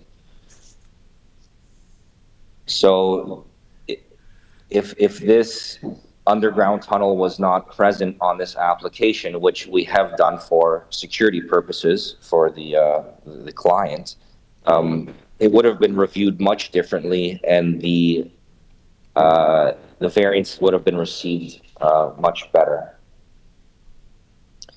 So I'd like to appeal to the committee today to proceed with this application rather than to defer it based on your understanding of the municipally imposed guidelines for laneway housing, which I'm prepared to show you today. And you will see that our design is consistent with those guidelines and is a low impact design to the neighborhood. And if we could please pull up the slide with the guidelines, laneway housing guidelines. Thank you so much. So in this image, you will see that starting from the furthest to the left, there's a minimum 1 meter wide and 1 story high clearway. We have that on our site. There is adequate side yards that have been serviced since the inception of this property and will continue to be maintained throughout the creation of the next. When you look at the rear yard separation, you will see that there is a request for a minimum of 5 meters distance. You will see in our application that we are far beyond 5 meters. You see that the building depth of the detached garage is 10 meters. You will see that we are within that building depth. The height, we are slightly over height of 6 meters. We are requesting 7. And that is to allow for a proper mezzanine height and garage height for the vehicles in the garage. The laneway width accommodates the product, and there is a consistency in lot fabric that has this type of product on it. We definitely meet the angular plane because of our very large setback from garage to house. And we will not be using it as a secondary suite, but we do want the mezzanine above it. So the whole issue here is that we are proposing a laneway product. It has not been reviewed as a laneway product, and it's all the standards of the variances that we're asking for are exacerbated by this underground tunnel, which is connecting the two structures. So with that, I would like to go through the zoning bylaw, the requested variances to the zoning bylaw. Sir, can you summarize, please? Your 5 minutes is almost up. Yeah. So when it comes to the side yard setbacks, we have 0.31, and that is the existing house setback. We'd like to maintain that. Sir, your 5 minutes is up. Thank you. We're now on, we'll move, does this committee have any questions of the speaker? Mr. Hunt? Thank you, Mr. Chair. My understanding of laneway suites is that under the guidelines that we have been provided, and I'll quote, they are generally smaller and completely detached from the main house on the lot which fronts the street. They have outdoor access via both the street and the lane. Can you explain to me why there's a necessity for an underground tunnel connecting the two structures? Yes, thank you for the question. It's my client's preference to be able to walk when they park their car in the garage to the underground tunnel to access their house, rather than for security purposes, rather than walk through their rear yard. That's the only intention of the tunnel. Okay, thank you. So you're saying, just a further question, Mr. Chair. You're saying that the laneway suite will contain garage facilities for the main house. Where will the occupants of the laneway suite park? There will not be occupants of the laneway suite. We just have it used as a mezzanine for storage purposes right now. I think, sir, you need to, if it's confusing to say that it's a laneway suite, but it's not being used for housing purposes. Is that correct? No, it's a laneway housing product, not a laneway suite. Okay. So the garage is not. Can you elaborate on that? Because I think it's confusing. Yeah, our neighboring properties, you can see on the site plan, also have laneway garages, which are just used to function as a garage for car parking, which we intend to do the same. Okay, all right, thank you. Does the committee have any further questions of the speaker? There being none, we'll go to the next person on the list. I have a Tom or Mary Ann Quinn. Are you Hi, there? Tom Quinn here. Yes, I can hear you. Can I get your full name and address, please? Yes, my name is Tom Quinn. I reside with my wife, Marianne, at 517 Davisville Avenue. We are the house adjacent to 521 on the west side of the property. Okay, thank you. Please let us know your thoughts on this application. Sure, thank you. I've noted there's an application for 13 variances on here, which individually are not minor in our view, and collectively are significant in the total impact to both to us and the neighborhood in general. You know, the applicant acquired this house on May 31st. And the committee application, committee of adjustment application went in September 19th. The first time we were made aware of who the neighbors were and what their intentions were was on November 13th. So it's quite a long time when this is in the works before we're aware of anything that was going on. We don't have an objection to a new build in the neighborhood as long as it's a reasonable fit to the neighborhood and in compliance with bylaws and the official plan of the city. We are more than willing to engage in collaborative discussions given proper opportunity. Our concerns on this are, I guess, summarized in three key areas: the coverage, the height, and the impact to the privacy and enjoyment of our property. The setbacks of 0.3 meters we have an opposition to. I understand the current setbacks are 0.3 meters, but they're going to do a complete infill, which changes the bylaw to 0.9 meters. We're very concerned about them digging the full length of the property from the front of our house to the very rear of the property at the laneway, and the potential risk to our foundation by doing that. We think that would be better served by keeping the bylaw at 0.9 meters. Also see that this is going to impact crowding based on the size of the house and the height of the building at the back. It's going to crowd our property, especially if it's at 0.3 meters away. The soft landscaping requested is only 25% instead of the 50% as impacted. That's a significant change to the soft landscaping requirements, and worried about impact from groundwater runoff, how that's going to hit either our yard or other adjoining yards. The height of the property was applied to at 10.47 meters, which is quite a bit higher than the 9 meters currently in the bylaw. This has a couple of things impacting us. One is it's going to put our chimney in violation of the building code and will cause a negative downdraft into our chimney. And there's risk for substantial costs to rectify that situation. And based on that height, there's going to be 3 sight lines into our yard. They've proposed a patio or a balcony off the upstairs 3rd floor, I believe, bedroom, as well as the patio, which is going to be right at the property line as proposed, and at quite a bit higher than our yard. Again, looking right into our yard and overhanging us, as well as an impact from a view from the, whether, I don't know if it's a laneway house or mezzanine, there seems to be confusion on that, looking to our yard from the other way. So kind of feeling like we're surrounded and eyes coming at us from all directions. And also that's going to reduce the morning sunlight. Cedra has provided some shadowing diagrams that reflect that. This is going to create what I think is going to be like a cave-like atmosphere in our backyard. So we're significantly reducing the enjoyment and privacy in our yard. We spend a lot of time in that yard entertaining with friends and family, and it's important to us to have the character and viability of that. So those are some of the key things. Again, the setbacks, the height, and the lack of privacy in our yard are significant impacts.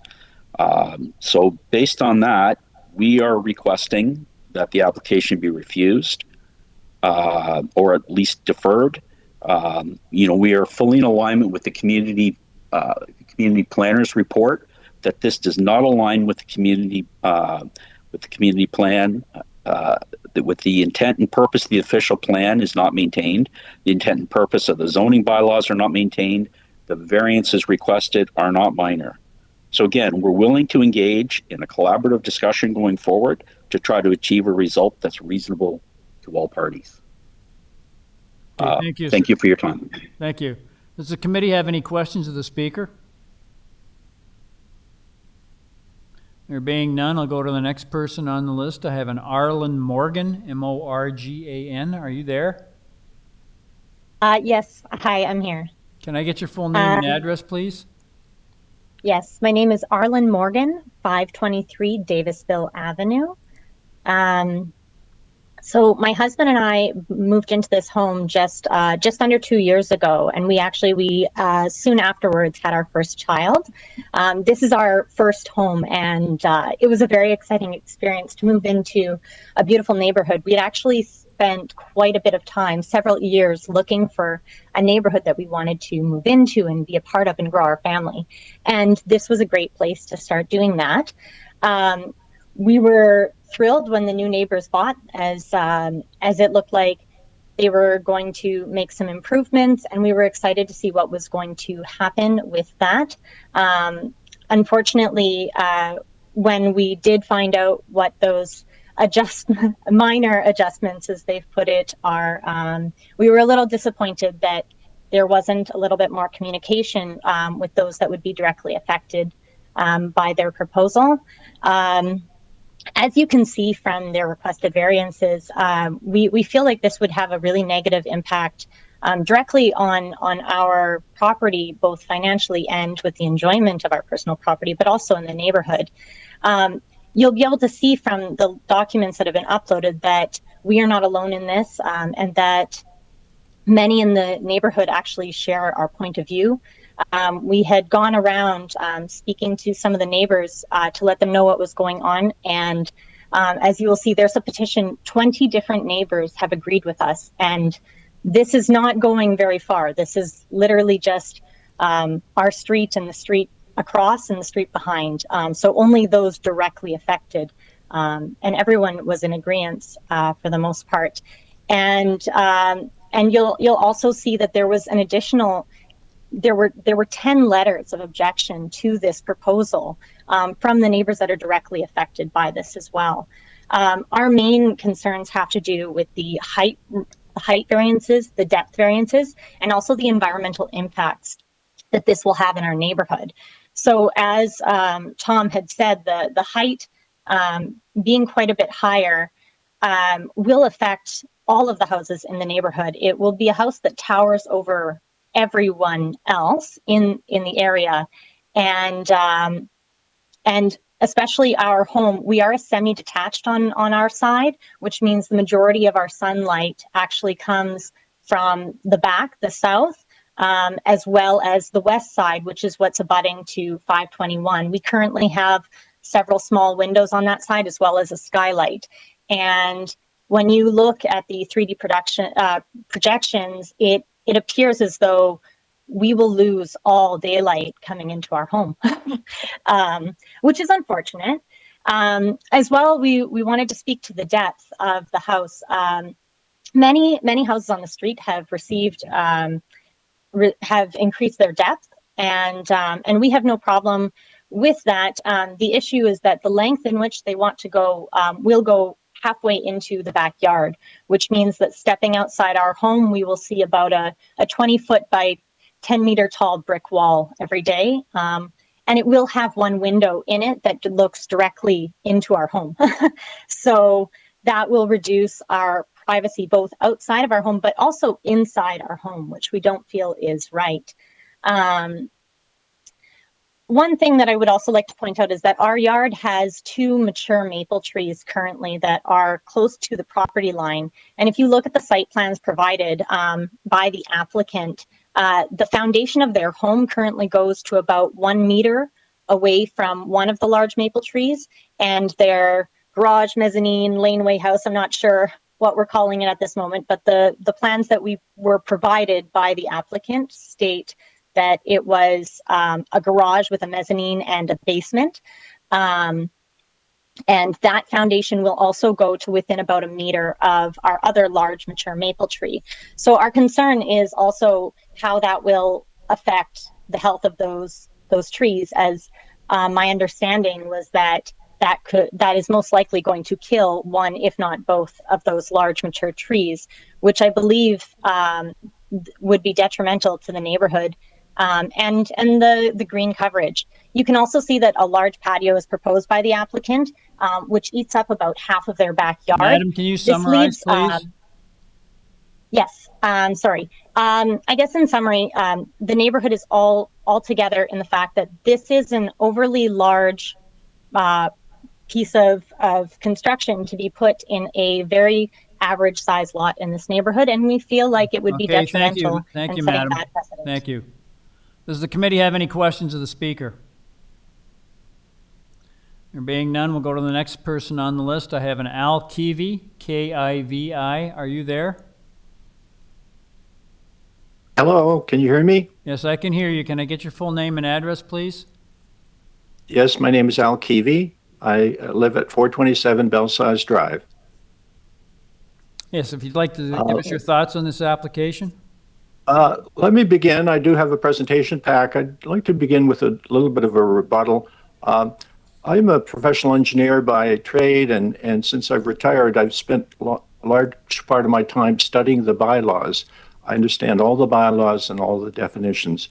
The applicant suggests, or the agent suggests, that the zoning examiner is confused about this issue. The zoning examiner is not confused. The agent is confused. Laneway suite is a thing. It is absolutely a thing. Laneway housing product is not a thing. It's an invention of this agent. He is suggesting that somehow the zoning examiner has not taken care and attention in terms of producing the variance list for this. I take great offense with that, and I think it's shame on the agent for putting that notion forward. This is if you can claim anything that's a thing and like another thing and gain the benefits of a laneway suite but not producing the point of a laneway suite bylaw, in my humble opinion, was to allow multi-families to live on a single lot. This is not doing that. It's offensive. It cannot be deemed to be a laneway suite. Should not be considered in any way possible. Let me just maybe, if I've got a few minutes, spin through my presentation. We might go to slide 4, please.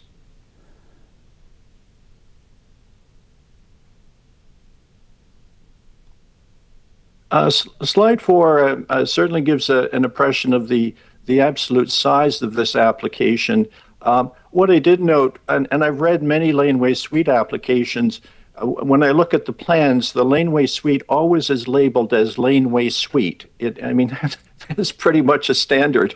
You don't, if you want it to be treated as a laneway suite, you give it the name laneway suite. You don't call it a mezzanine. There's a lot of trickery and confusion here. Pardon me, I'm just so upset with all of this. The building is very tall at 10.5 meters. The mezzanine is very tall at 7 meters. There is no angular plane. The agent claims that this particular structure is in accord with the laneway suite. I don't believe it is. There's a tunnel for security purposes. We live in such a dangerous neighborhood that you must be able to move to your garage through a secure tunnel. The tunnel roof seems to be aligned with the ground level of the property. I'm not sure if there's any possibility for sod or soil on top of that. Really a very unusual proposal coming forward with a depth of 38 meters. If the depth is approved at 38 meters, what it really does is give the applicant or owner license to build whatever they want in a 38 meter depth. Next slide, please. I'm clearly going to run out of time here, but I really wanted to raise some objections early on. This property is really quite unusual. You can see the mature trees on the east side. That's the abutting neighbor to the east. These are very, very large trees. The urban forestry has raised very large concerns, as I have as well. The chair did point out that there is a community planner's letter that was produced that's recommending a refusal of the application. I believe that this application should absolutely be refused. If the agent doesn't understand what he is building or proposing, there's no point moving forward with this. Next slide, please. Next slide does show some of the overlook condition. This is a very, very large dwelling. The main dwelling by itself is very large, and the garage or the structure, whatever we call it, the laneway housing product in the back is very large. It's it's certainly not part of a prevailing character of our neighborhood, because we have no other laneway housing products in our neighborhood. I'll simply close that this application should absolutely be refused. Thank you very much. Thank you. Does the committee have any questions of the speaker? There being none, we'll go back to Mr. Abate. Sir, are you there? Yes, I am. Thank you. You've heard the comments from the previous speakers. If you'd like to reply to them. Yes, I would. Thank you very much. In regards to the last gentleman's comments, we received zoning variances through our zoning notice, and when planning reviews them, they can interpret them in whatever way they want to. Zoning, in their way of producing the variances, does not take into the sensitivity of whether this project reflects a laneway house product or not. And it's up to planning to do that. So there's a disconnect in what the gentleman last was suggesting in terms of trying to thwart the process in some way or confuse it. So there is a difference between laneway suites and laneway houses. We're trying to produce a laneway house, not a suite. I'd like to speak to the setbacks, the particular 1.31 meters. The neighbor is concerned about the height of the structure and some downdraft to their chimney.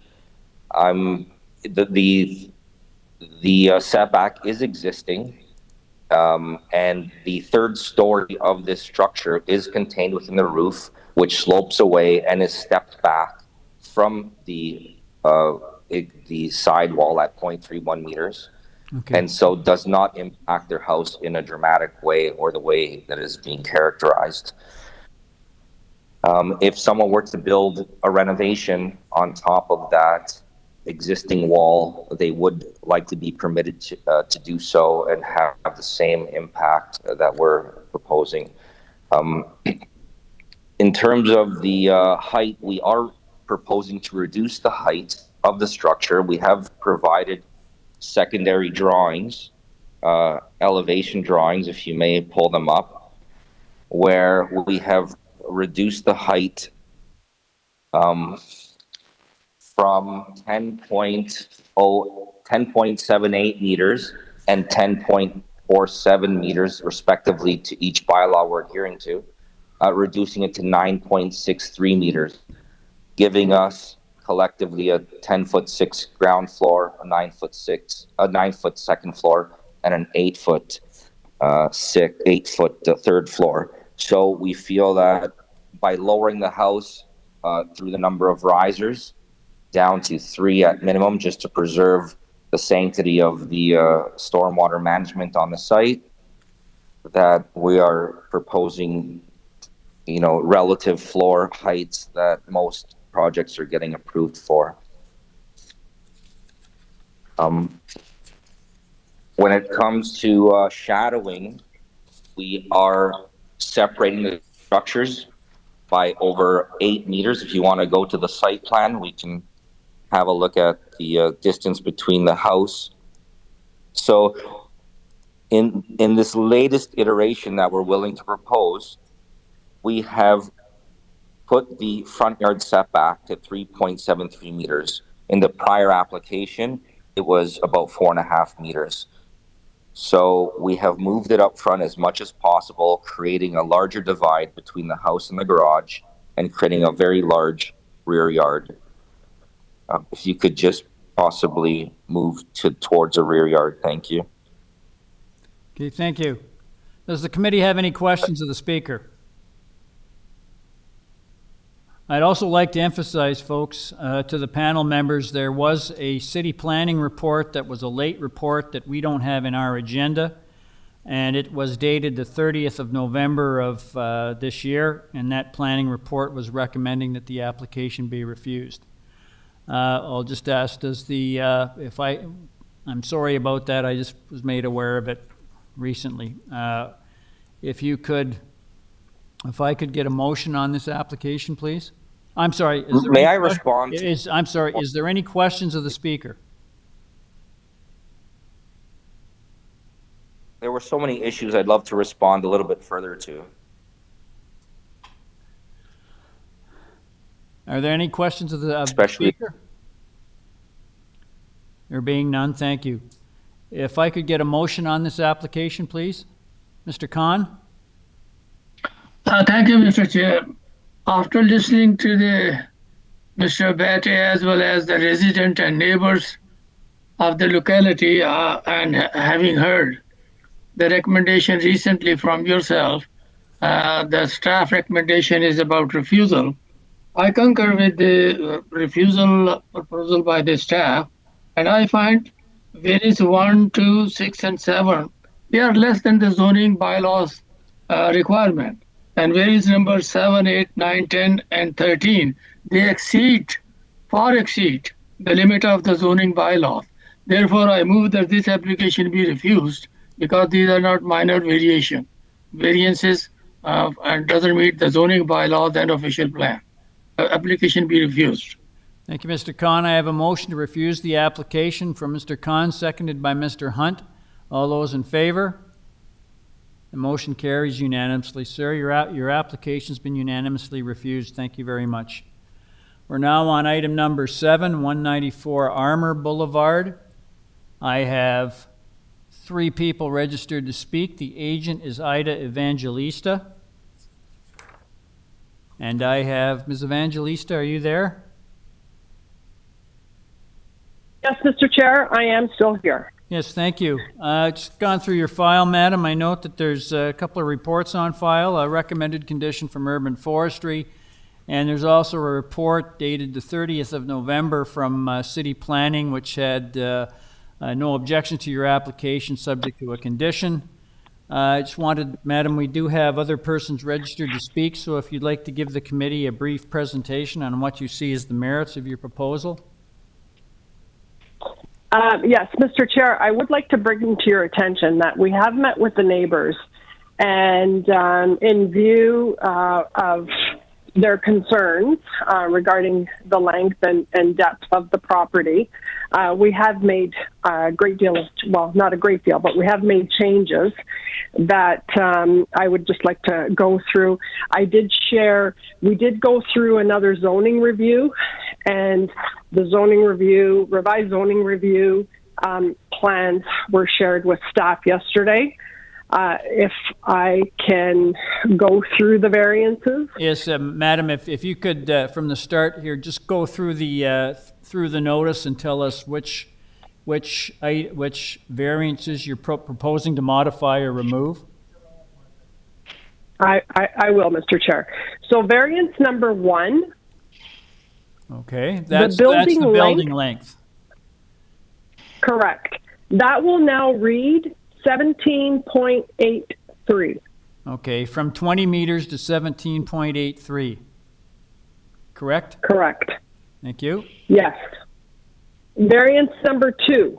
The depth has been removed. Variance number 2 is deleted. Correct. Okay. Next. Variance number 3. We have increased the front yard setback to read now 6 meters. Okay, so it's being increased from 5.67 meters to what? 6 meters. 6 meters, okay, thank you. Next. Variance 4, same. Variance 5, the coverage will now read 32.1%. Okay, so it's being reduced from 35.9% to 32 point how much? 1. 32.1%. Okay, thank you. Mm-hmm. Variance number 6. Okay. Has been removed. Okay, it's deleted. Variance 6 is deleted. Mm-hmm. Variance number 7 is also deleted. Variance 7 is deleted. Variance 8 remains the same.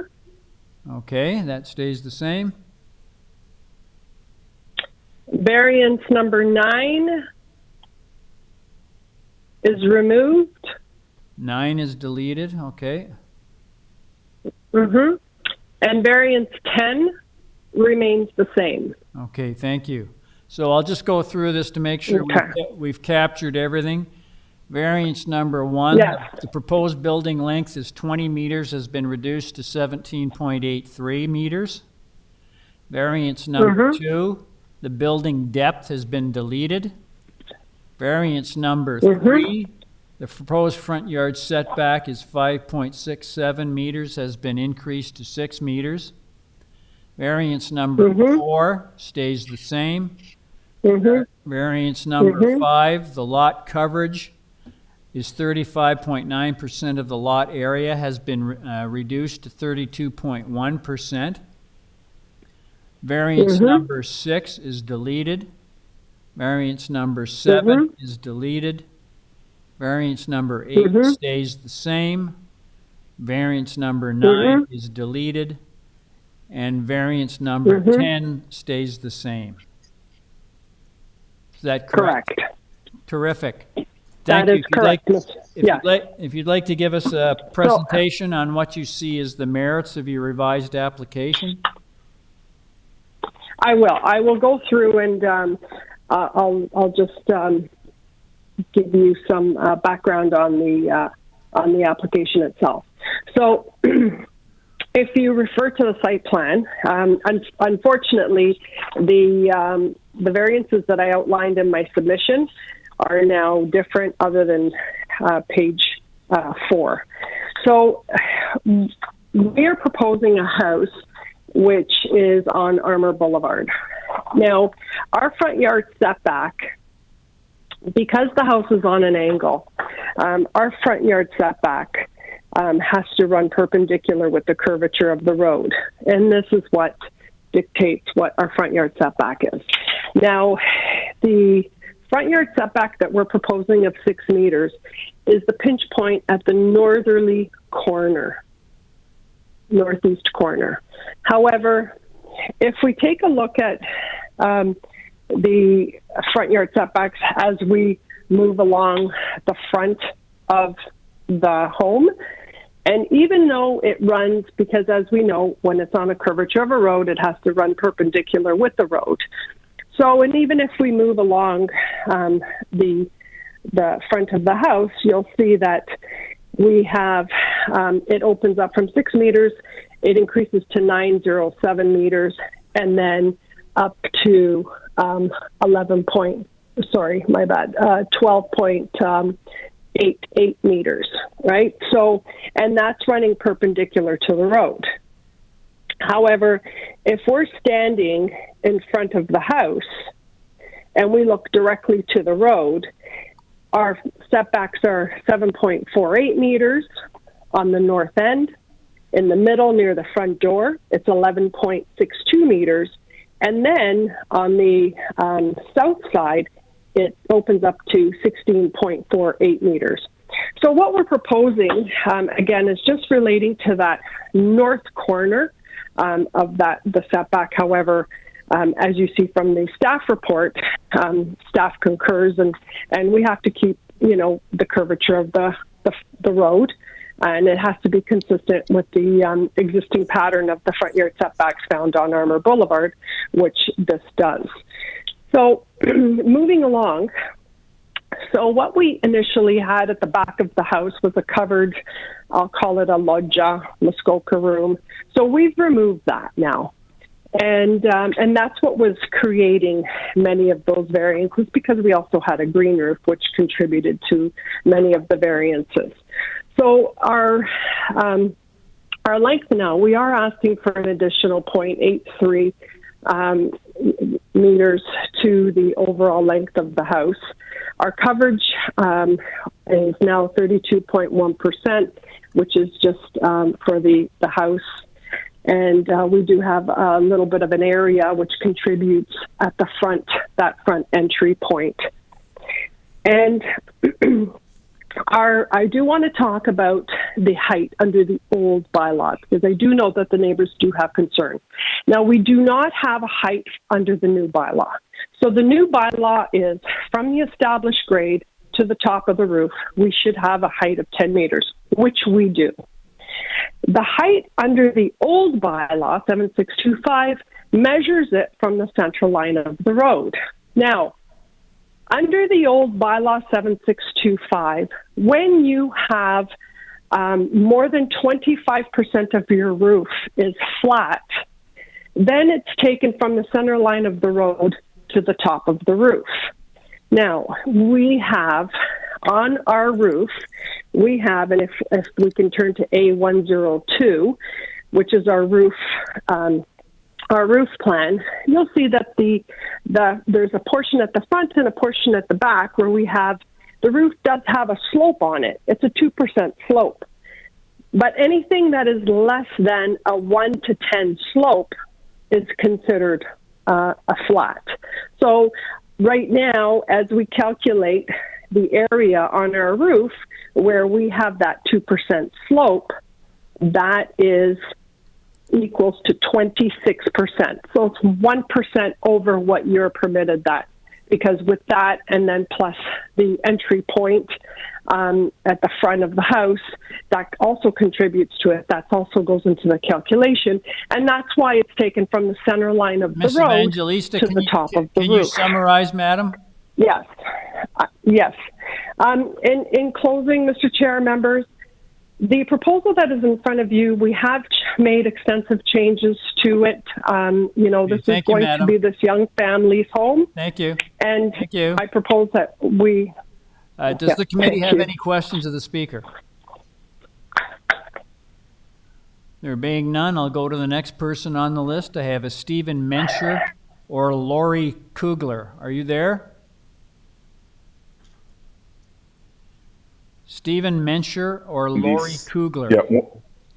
Yeah, can you hear me? Stephen Mencher, 196 ARMOUR Boulevard. Thank you, sir. If you'd like to give us your thoughts on this revised application, please.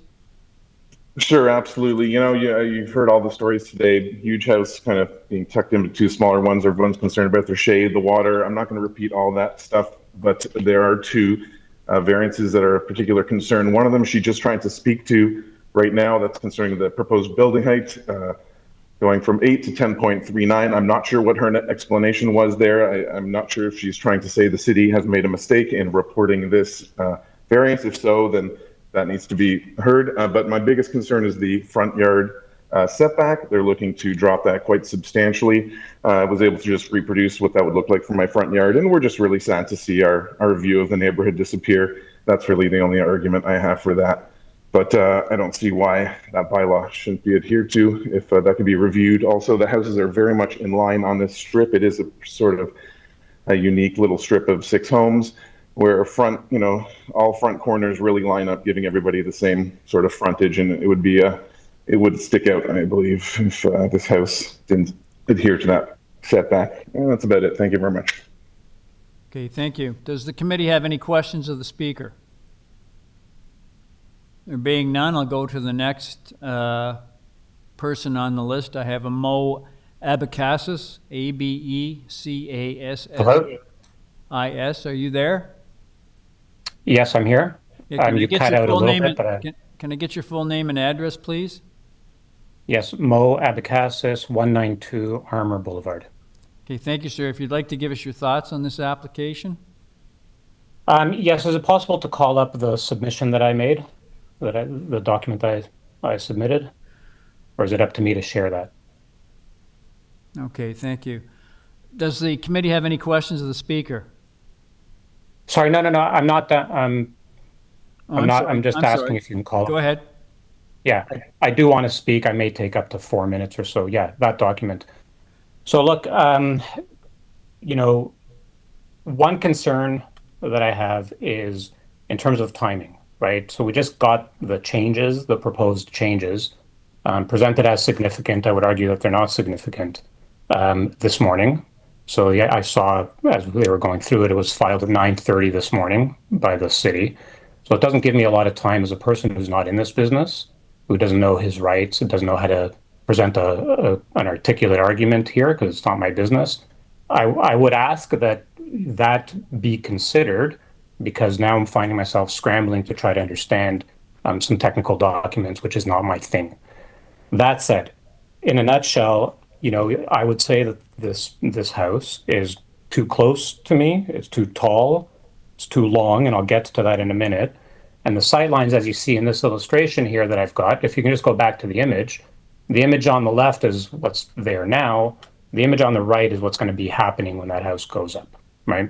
So my sight line in the backyard is eliminated. I know that big oak tree that you see on the left, it's within their rights to remove that oak tree. And it's unfortunate. And it's going because of the construction process, not because of a desire, for instance, to remove, to allow more light to get to their backyard, which that's unfortunate. Maybe, hopefully, whatever transpires, and yes, we've spoken to the neighbor. We said whatever materializes, we'll be friends in the end. Maybe they'll plant some trees so that I'm not staring at a wall that exceeds its height, 17, and exceeds its length. Now, I'm going to go through the variances, the old list of variances. This one kind of lumps them together. You can scan this. Again, I don't know, from a matter of process, would the panel have looked at this letter, or would this be the first time that they're looking at it? So I simply don't know if I'm wasting your time by going over some of this stuff. But I'll use the old list of variances, which had 10. So yeah, building length is still at 17.83. The building depth, which they said is no longer an issue, is interesting. And I suppose technically it may no longer be an issue. But practically, the only thing that's changed is that back room is no longer enclosed, right? So they still have that back room. I think it is now open. Again, I can't decipher all these technicalities and these drawings, etc. I believe the issue, because we had discussed it, is that if it's an open kind of backyard enclosure without walls, it doesn't add to the building depth, but it's still there. It's still a structure. It's not like the house ends where the house ends and suddenly there's nothing else contributing to the length. Okay, the setback, the side yard setback, coming closer. So this was item 4, or is it item 7? What's the setback? It's item 7. They said item 7 is gone, but that's not my understanding from the new submission. So there are 2 points. I think in the original it was item 7, and where's the other? 2 side yard setbacks, right? There was 7 and 8. I think they said 7 is gone. That's not what I saw. That's not what I interpreted. But nonetheless, the issue is that I'm getting this enormous wall, and I don't want it to come any closer to my house than necessary, right? So even that extra foot is, again, it's going to just close in on me. And given the height and the length of this wall, I prefer to push back and say, well, at least keep it away from me, and according to the bylaws. Let's see here. The height we've talked about, and my neighbor has talked about. Essentially, it's about sightlines, it's about drainage, and I don't think that combined these variances amount to minor variances. The coverage, again, 32.1% still exceeds the 30%. And the platform thing, item 6 on the original, I'm not so familiar with. The green roof thing, I'm not that familiar with, etc. So that's, I think that probably summarizes it. One other thing I would ask is, in the event that the side yard setback, the one that comes Sir, can closer you summarize, to me, please? Yeah, this will be my summary. The side yard setback, if it ends up coming a foot closer, I would ask for some kind of an insurance policy that in the process of the construction, they don't cause harm to my house. I've already had leakages on that side. On my north side, their south side, I've had them repaired. I'd like an insurance policy that it's not going to affect Thank me. you, sir. Thank you. Does the committee have any questions of the speaker? There being none, I'll go back to Ms. Evangelista. Ms. Evangelista, are you there? Yes, Mr. Chair, I'm here. Yes, you've heard the comments from the previous speakers. If you'd like to reply to them. Yes, I do. So first, let's make reference to my aerial view on page 7 of my submission. And you'll see that what we are maintaining with the front yard setback is currently what exists on that block. We are maintaining the current lot pattern for this block. So 6 meters, and as I mentioned, so that 6 meters is just at that pinch point at that front corner. However, the house itself from the street at that north end is approximately 7.48 meters. So if I'm standing at the front of the garage and I look straight to the street, it's 7.48 meters. So that's that. And then it increases substantially. It increases up to 16.48 meters on the side of 192. Now, the side yard setbacks. So currently, number 196 has a side yard setback of 0.91. 192 has side yard setbacks of 0.34, or 0.35. So what we're proposing is 0.91, which allows for light, air, maintenance, for safety to get through. So I respectfully submit that the increase of our current setback does allow for this, and it is better situation than what we currently have of 0.32. So if you also look at the survey, you'll see that the way our home is positioned now in front of 196 is very similar to exactly what we're proposing today. Actually, it's a little further back as we're proposing it. Now, the height. Mr. Mencher at 196 commented on the height. I would like to state that in the new bylaw, we do not have a height variance. If we're standing on grade and we look up, we're 10 meters in height. We do not have. The height bylaw, the height that we have is under the old North York bylaw, which is taken from the center line of the street. And the street in the middle bows.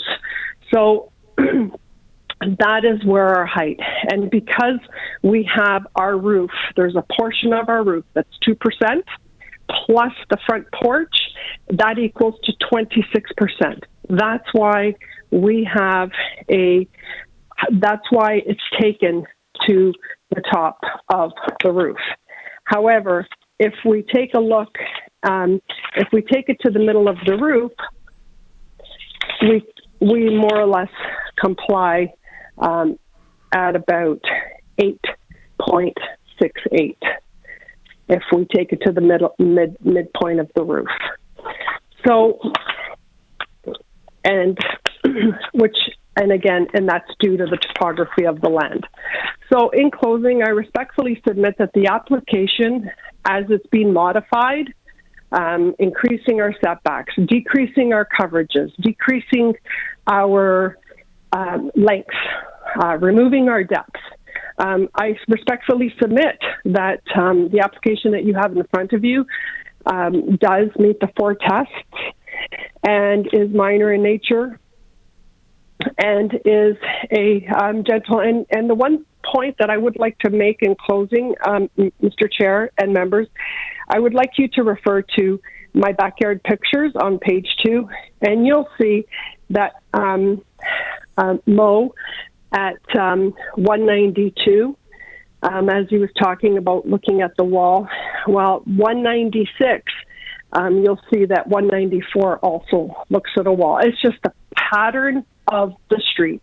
It's the way the street is configured and how the homes have to be set to run perpendicular. And I'm open for any questions. Thank you, Ms. Evangelista. Does the committee have any questions of the speaker?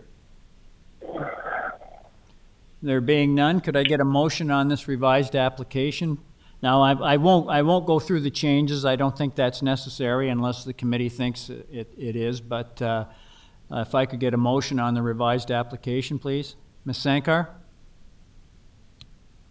Yeah, through you, Mr. Chair. I've listened to, the neighbors very carefully, but I do find that the explanations provided by the agent does rest well with me. I think given the numbers of changes that have been made to improve this application, and to note that this is, and I agree, the character of the street, I don't see the impact as being as major if the changes hadn't been done.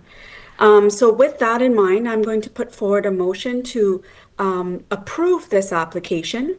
I'll make it subject to forestry and subject to the changes, which I won't list because we've done that a few times, made by Ms. Evangelista today, and that make it subject to the November 30th staff report, in that the proposal be constructed substantially in accordance with the rear elevation drawing.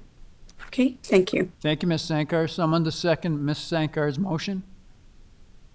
Mr. Kidd seconds. All those in favor? That motion carries unanimously.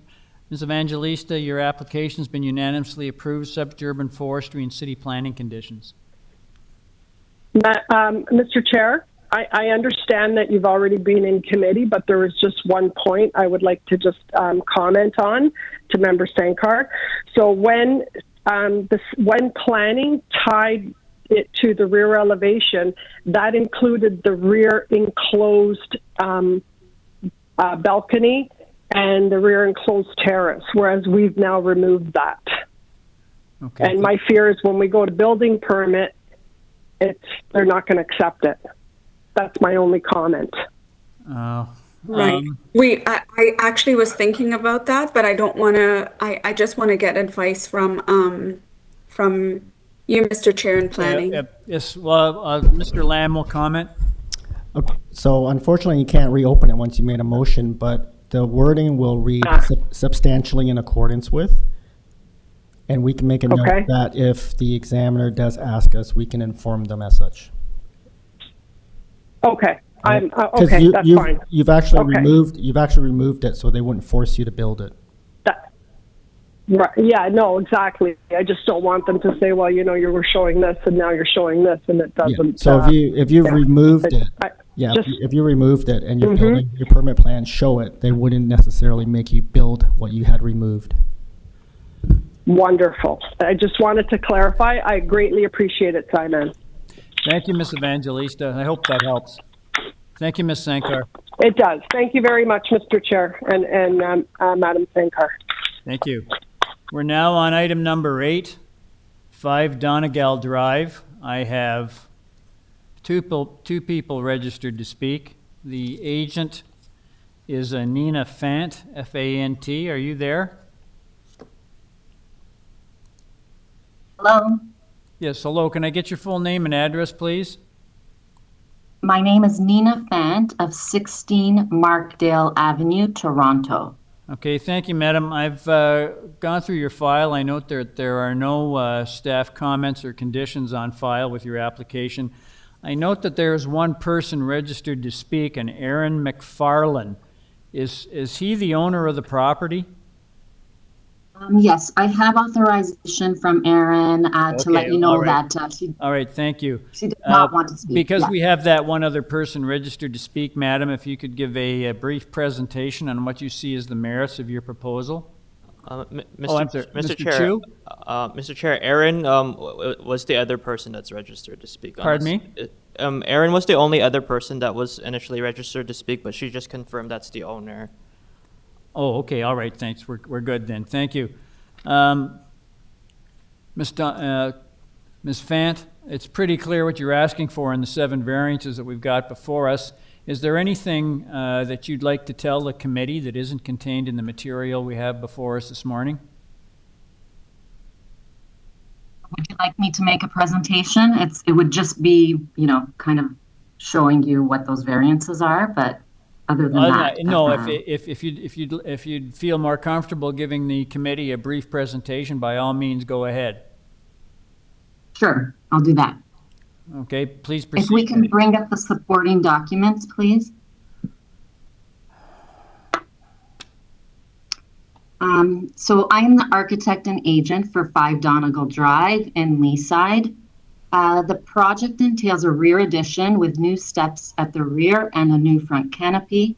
The first page here just outlines the variances that we are asking for. I think the first 2, lot coverage and floor space index, are pretty minimal. We have 37.33 coverage versus 35% allowed, and floor space index asking for 0.6847 versus 0.6 allowed. In terms of height, we are asking for a height of 9.09 meters versus 8.5 meters, which is allowed. This is just to match the existing home that's there now. And lastly, we're asking for setbacks for the new front canopy and the rear new steps for side yard setbacks. The last page of the supporting documents shows that the existing roof certainly does not stick out from the rest of the neighborhood, from the character. So we just want to be able to align the roof and continue the house back. If we go to page 2, you can see that we are maintaining the look of the traditional home with just a new front canopy that's going to extend over the front door. This provides symmetry and protection from the elements, but it's going to look like it's always been there. Page 3 shows what we're asking for in terms of the rear steps. So we need the variance because we want to align the steps with the side of the house. So all in all, we think that we are asking for minor variances, and we hope that you do agree. We have 9 letters of support from the neighbors. Thank you. Thank you, Madam. Does the committee have any questions of the speaker? If I could get a motion on this application, please. Mr. Kidd? Thank you, Mr. Chair. I agree with the agent that these requested variances are minor and meet the 4 tests. I'd like to put forward a motion to accept the application without condition. Thank you, Mr. Kidd. Someone to second that motion? Mr. Hunt seconds. All those in favor? That motion carries unanimously. Madam, your application has been unanimously approved without condition. Thank you very much. Thank you. Have a great day. Okay, we're on item number 922, the bridle path. I have 4 people registered to speak. The agent is a Christine Deng, D-E-N-G. Are you there? Good afternoon, Mr. Chair and committee members. My name is Christine Deng. My address is 2710 14th Avenue. Okay, thank you, madam. I'm just going through your file. I note that there's only 1 staff report here on from urban forestry, a recommended condition. I just wanted to ask, I'm looking at your list of required variances, and I note that the number 4 says the maximum height of an ancillary building or structure is 4 square meters, and the proposed height of the ancillary structure is 5.62 square meters. I believe that's not an area calculation, correct? It's just a length. Yes. Okay. That's the typo mistake. Yeah. So it's okay. So we'll just have that corrected. So it just shows 4 meters and 5.62 meters. Okay. Thank you. If you'd like to give the committee a brief presentation on what you see as the merits of your proposal, madam. Yes. May I go through the variance that being revised per city planning's recommendation? So the variance number 1, the proposed coverage is reduced from 30.7 to 30.4. I'm sorry, which one was that? The variance number 1. Okay. The proposed coverage is reduced from 30.7 to 30.4%. So from 30.7 to 30.46? Yes. Okay, thank you. Are there any other changes? The variance number 2, the proposed rear yard setback is increased from 7.04 meters to 20 meters. Okay, thank you. So from 17.04 meters to 20 meters. Okay, are there any other changes? The variance number 3, the east side yard setback is increased from 1.87 meters to 2.5 meters. Okay, thank you. So it goes from 1.87 meters to 2.5 meters. Any other changes? No.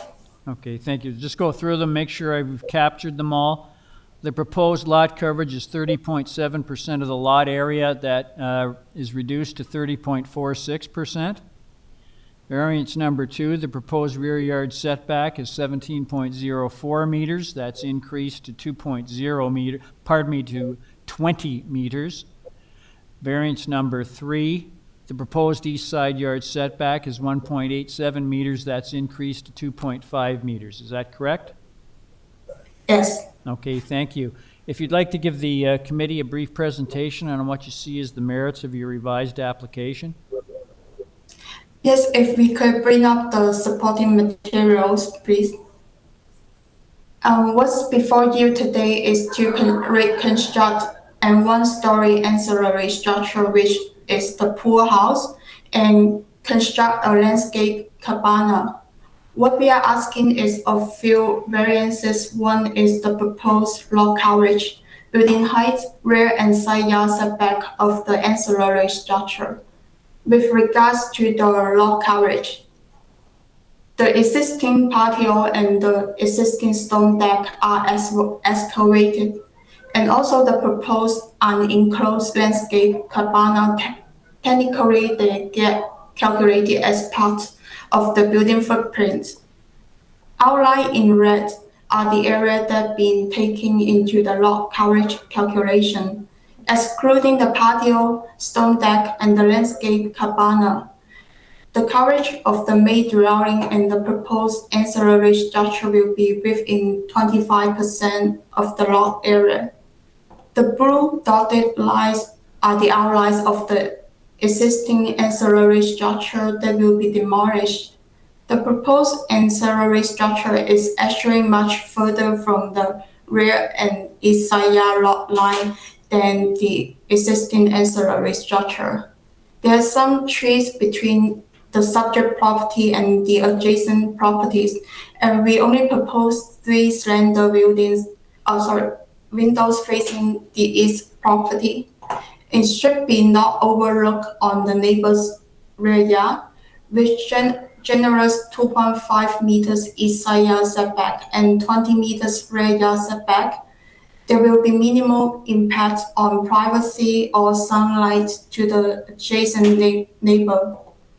The height variance is proposed for the function, use, and the architectural look. The design of the slope roof try to maintain the look of the existing main dwelling.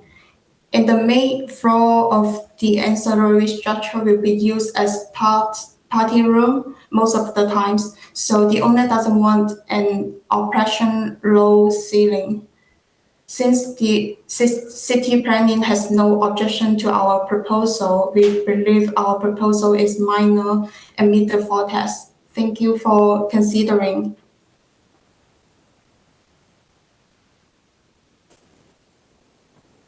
Thank you, madam. I'm sorry. Just checking something with Mr. Lamb. Does the committee have any questions of the speaker? There being none, hang just a moment. Mr. Lamb? There is I'm sorry, committee members, there's a bunch of late reports here that didn't make it into our agenda. There's apparently one here from City Planning on 22, the Bridle Path. Can we call that one up so the committee members can see it?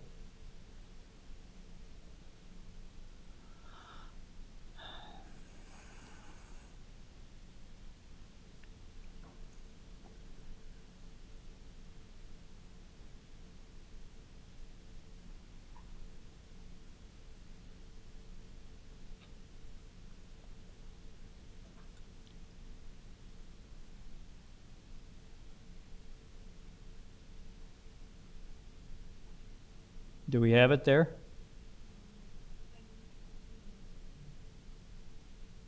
Okay, well, I'll go to the next speaker on the list. I have a Atul Kesarwani, Kesarwani. Are you there?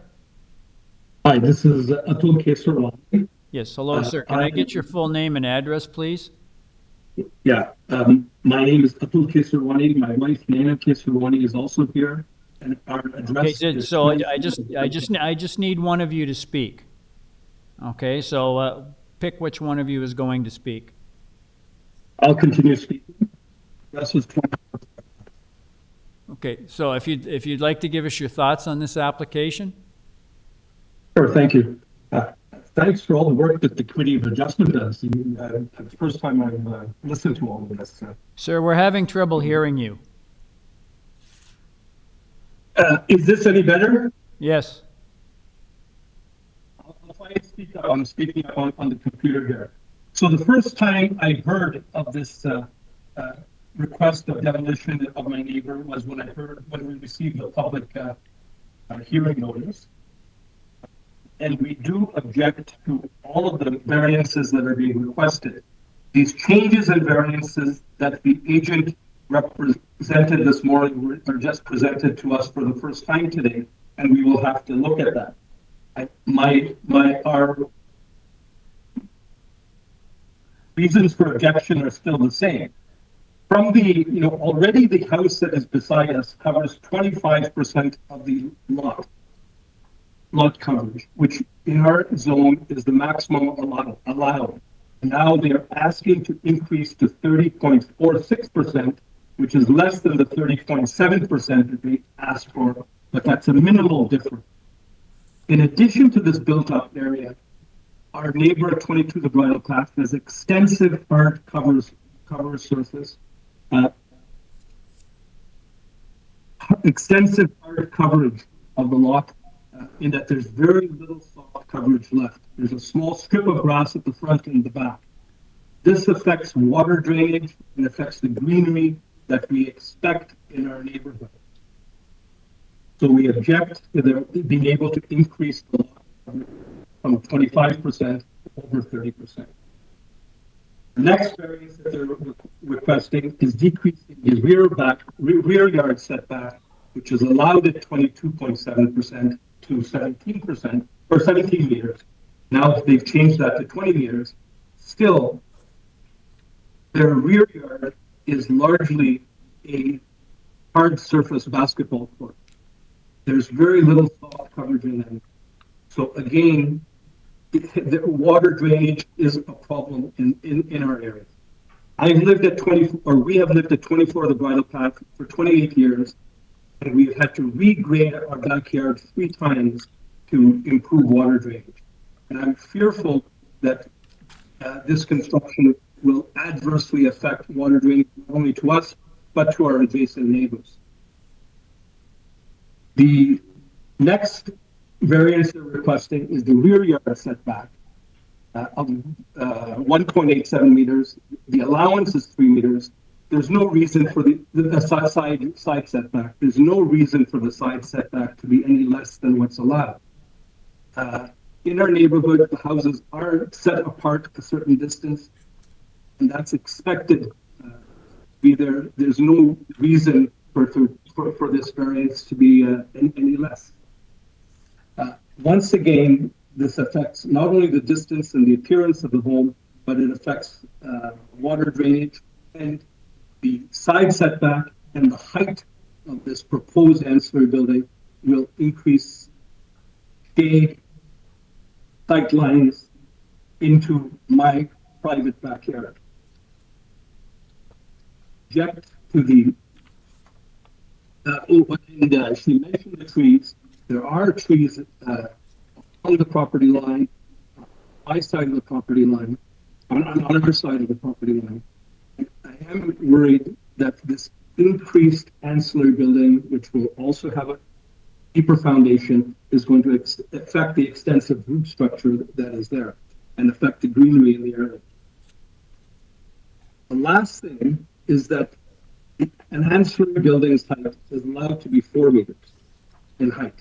They're asking for the ancillary building to have a height of 5.62 meters, which is 40% more than what is allowed.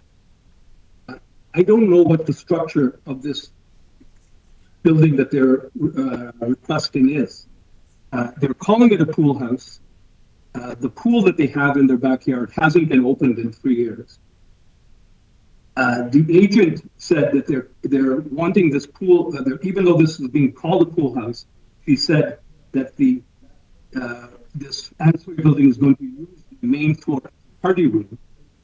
She did use the words main floor. They said that it's 1 story. I don't know of 1-story buildings that have a height of 18.5 feet. So I'm not understanding what the purpose of this ancillary building is. My wife and I find it most disturbing that the building is Sir, can you summarize, please? Yeah, we're finding it disturbing that a 65 by 30 feet by 18 feet high building is being proposed that juts into our backyard. We have many neighbors who have also seen this plan and have objected to it, feeling that a building of this size is allowed to be built separate from the house. Thank you. Thanks for your... Does the committee have any questions of the speaker? There being none, I'll go to the next person on the list. I have an Andre or Cesar Nazarian. Are you there?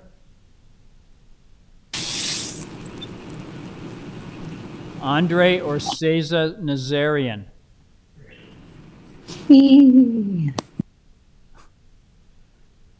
Andre or Neza Cesarian, are you there? I am here. Can you hear me? Can I get your full name and address, please? Cesar Nazarian, 28 The Bridle Path. I own the house with my husband. Okay, thank you, madam. If you'd like to give us your thoughts on this revised application, please. My thoughts, thank you for this opportunity. My thoughts align with our neighbors' thoughts. Hold on, I'm getting my glasses. You don't have to repeat them, madam. If you have just add to tell us something that we haven't heard. Again, water drainage is a big problem for us as well. Madam, don't focus on drainage. If this application is approved, the applicant has to submit a lot drainage plan as part of his building permit application that shows that all his drainage is being accommodated on his own property with no spillover onto the adjacent sites. So it's not our mandate to deal with drainage, and it doesn't help you to make those comments. Okay. Privacy is an issue, as that tall building would also see in our lot, which is quite close to the number 22. There already so much coming and going on that property. So many young people seem to be residing there, and I'm just wondering about the use that will be made of this adjacent second property on the lot, and that density is of concern to me, especially since these are established long-standing single-family dwellings, and most of the neighborhood feels very strongly. A lot of our neighbors are elderly, and they couldn't represent themselves and go through the steps of appealing. And so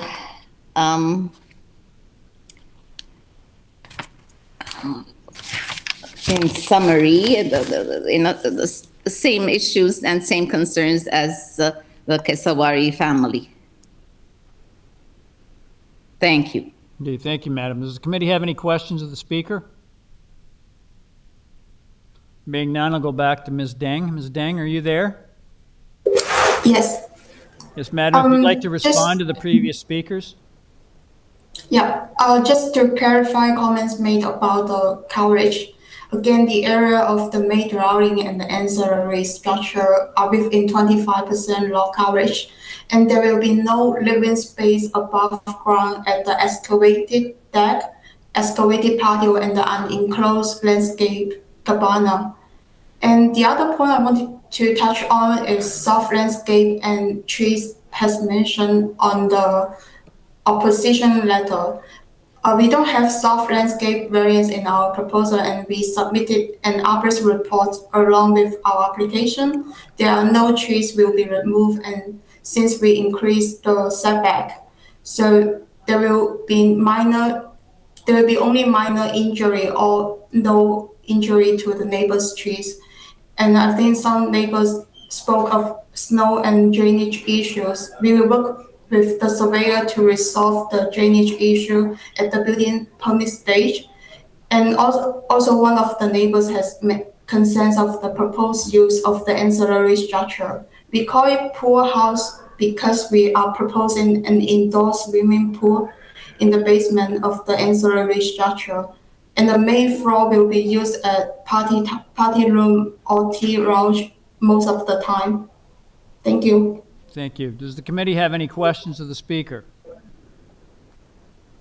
And being none, if we can put up that late report from city planning that wasn't in the committee members' agenda, you'll see that some of the changes that were made by, that have been recommended by the applicant were what was reflected in city planning's report. As well, there's another add-on condition number 1 there at the bottom of the report. So my apologies, committee members. There are a number of missing planning reports from our agenda. We'll try and get them put up on the screen as they come up. If I could get a motion on this revised application. I won't go through the revisions. We already did that in considerable detail. But if I could get a motion on the revised application, please. Ms. Sankar? Yeah, through you, Mr. Chair. I really do appreciate all that the neighbors have raised, and I've listened really carefully to it. But the application as revised does feel that it meets the 4 tests for me. So I'll put forward a motion to approve this application with the revisions that have already been suggested. And I will make this subject to forestry and subject to the new staff report that has just come in.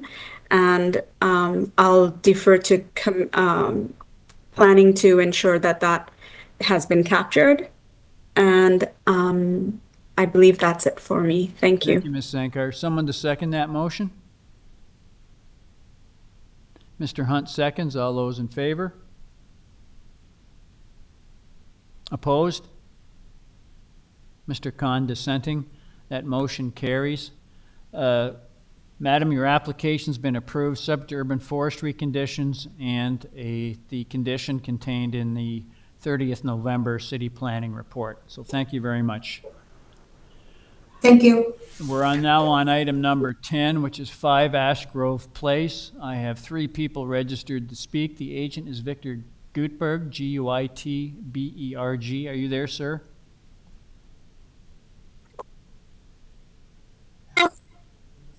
Yeah. Mr. Guitberg, are you there? Victor, you've been unmuted. Mr. Guitberg, are you there? Mr. Guitberg, are you there?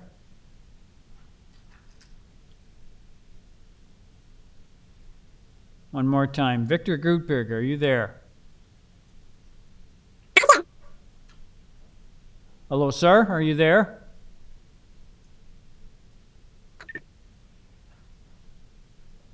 Mr. Guitberg, are you there?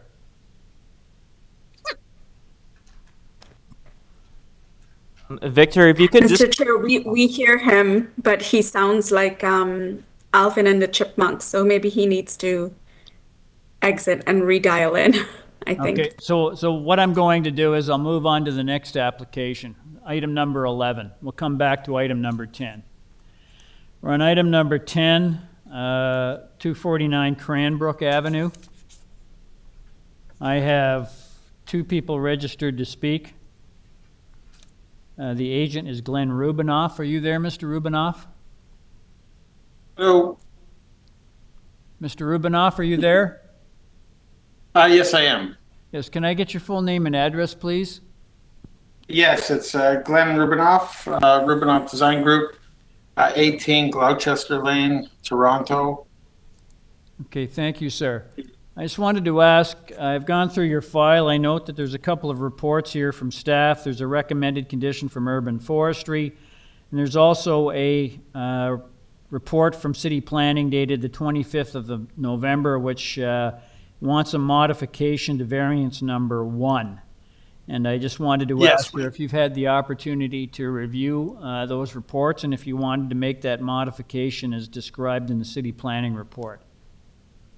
Yep, if you go to the back page of that report, we agreed with the planner to reduce the height to 10.5 meters, and they were in agreement. Let me just go down here and find out where it was. That's variance number 1, correct? Variance number 1, yes. So you were changing that from the request from 10.99 meters to 10.5 meters. Is that correct? That's right. And are there any other changes?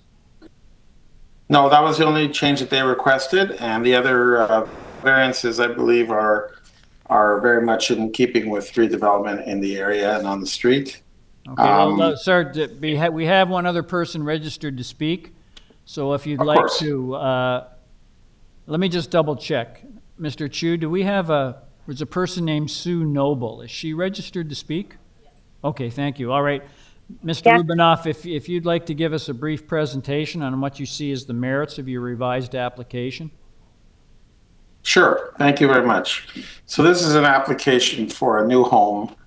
There are a number of variances related, which are minor in nature, related to the redevelopment of the site. I'll just go through them one by one. Variance 1 we've adjusted to 10.5 meters. Variance number 2 is for a side exterior main wall height facing the side yard, and if you look on the side elevation, the wall height is for a projection above the eaves. It's not it's not the entire eave length. So in the plans, if you go to the plans, you can have a look at that. So if you go down to the side elevation drawing, you'll see next one. I think it's keep going there. That's your little window projection above there. That's what the height variance is for, to the top of that window projection. The variance number 3 is for an additional length of 1 foot beyond the length variance of 17 meters. If you could go back to the map that you had up there a moment ago, Seth. Yes, if you can go in there. So there's a number of things on this map, many of which are comparable densities, length, height, and such. That is where we did our research. All the green properties in green are letters of support that they've gone around and spoke with people and did secure. The immediate neighbor at 251 is out of the country, but they verbally told my client they have no objection to it. So that's in addition to what you have here. But in terms of the density, many of these homes have densities that exceed what we're proposing. This is not unusual. The length of the building is actually 17.3 meters.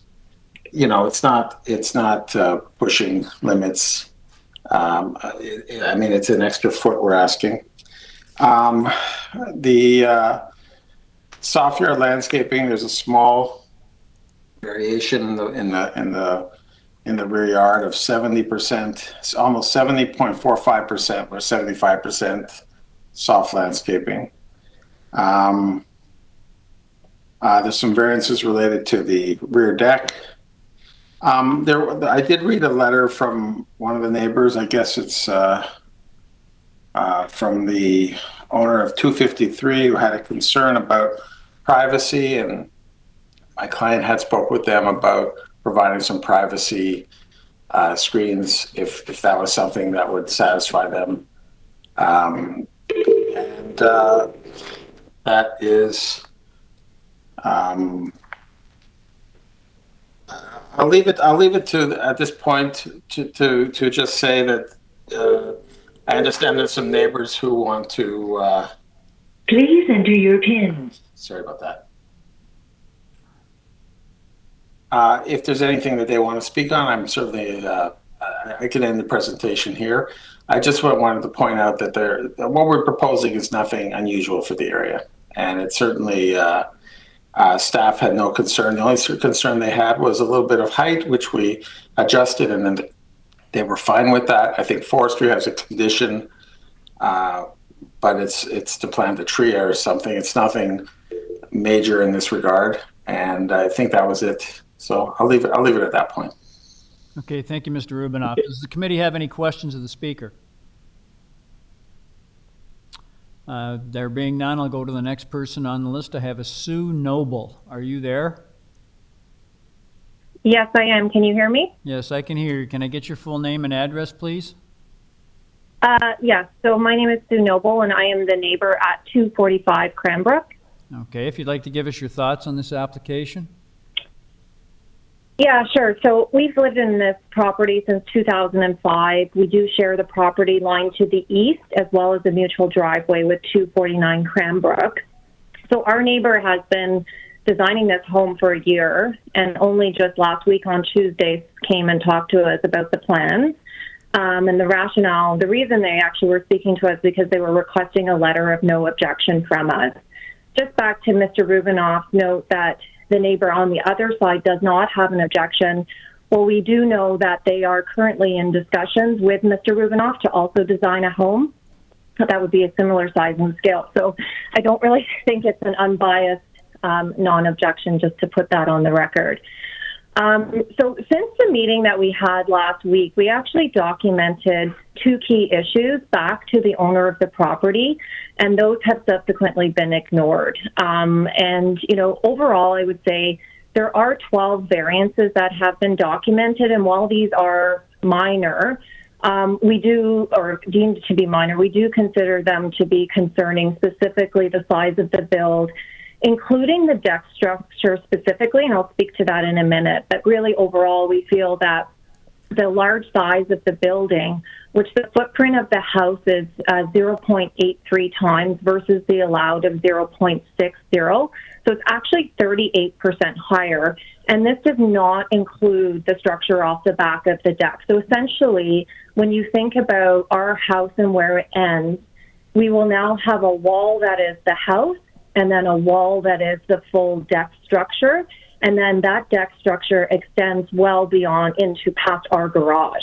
So we're essentially going to be completely blocked in. And so we believe this reduces the aesthetic appeal of our property, the ability to enjoy the property. It will absolutely impact the natural sunlight into our backyard area, especially in the evening. We will have limited views going out, and most significantly, I would say it reduces the privacy that we'll have into our backyard. So because of the height of the building, the deck is off the main floor, and so whoever, they plan to use that area for entertaining purposes. And so now whoever is on that top deck structure can not only look down into our backyard, but they can actually see into our house because we have a glass patio doors off the back of our house. And so that is really the main objection. We have walked through the neighborhood extensively and looked at all similar new builds. There is not one that I have seen that has this large deck structure off the back that extends beyond the backyard garage of the neighboring house. All of the other new builds in the neighborhood, they have smaller decks that really is a staircase down, and the entertaining and patio area is on the ground level. And so I just think that this is really, really precedent setting. It is going to be an extreme invasion of privacy for us. And, you know, I don't think the solution here is to, on top of the already high structure, to add even more height in terms of screens and privacy fences.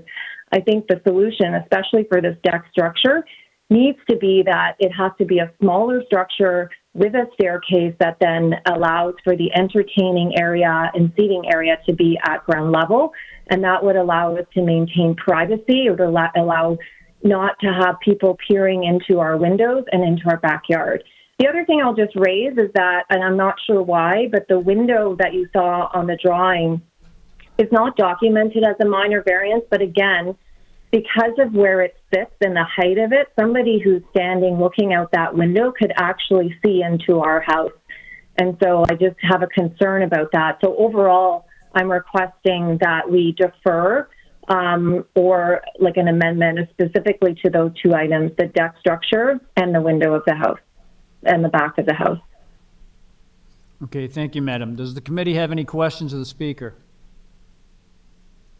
There being none, I'll go back to Mr. Rubinoff if you'd like to reply to Ms. Noble's concerns. Yes, thank you. I mean, it sounds like the concern expressed is primarily with regards to privacy. The deck is permitted to be back there. What the request for is an additional 55 centimeters of depth to the deck that is currently there. The deck is at the main floor level. And it's permitted to go 2.5 meters back, and the request was just because of the having a table and chairs. It's not a deck for having a big party on. It's for them to enjoy off of their kitchen, a space to have a sit outside and at a table and not be squeezed. And that was why we asked for the extra 55 centimeters, which is just under 2 feet. As far as, so that's, I mean, I understand, that she's been around, she said she went around the neighborhood and spoke. Our map illustrates a lot of comparables in the area that have, like I said, higher densities, more height, more length overall.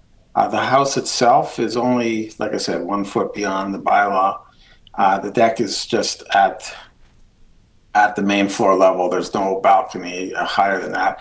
The concern about the window facing the side, I mean, it's my client will put in, there's no benefit to looking over into someone's house. I mean, a window is, obviously it's everyone's concern for privacy, and my client would use appropriate measures, whether it's blinds or curtains, just to maintain the privacy between them. But there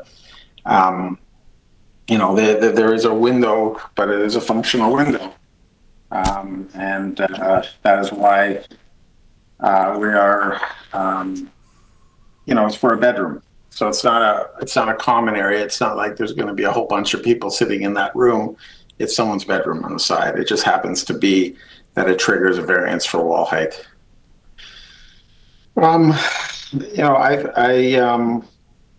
My client did go around and talk to many people and did get several letters of support and did make the efforts to try to talk to everybody about this, because he does, he is, it is a part of the community, there's a right-of-way access, so there's at least, it's almost 7 feet between the buildings on that side. So I'm not sure about the privacy concern that would be there. I understand that privacy screens can be offered, but when you have 30 letters of support, I feel like they've done their due diligence of trying to speak to the neighborhood on that. Thank you. Thank you, Mr. Rubinoff. Does the committee have any questions of the speaker? There being none, could I get a motion on this application, please? This revised application, please note variance number 1 for the proposed building height has been reduced from 10.99 meters to 10.5 meters. So this is the revised application. Mr. Kidd.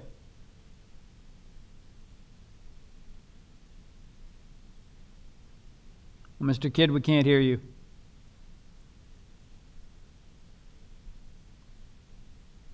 Thank you, Mr. Chair. I feel the application as amended meets the 4 tests for for minor variance. And I'd like to put forward a motion to accept the application subject to forestry condition. Thank you, Mr. Kidd. Someone to second that? Ms. Sankar seconds. All those in favor? Opposed? Mr. Khan dissenting. That motion carries. Mr. Rubinoff, your application's been approved subject to urban forestry conditions. Thank you, and thank you for your service. Thank you. Ladies and gentlemen, we'll take a 2-minute break. No, that's fine. We'll just have to bring them up on the screen, though.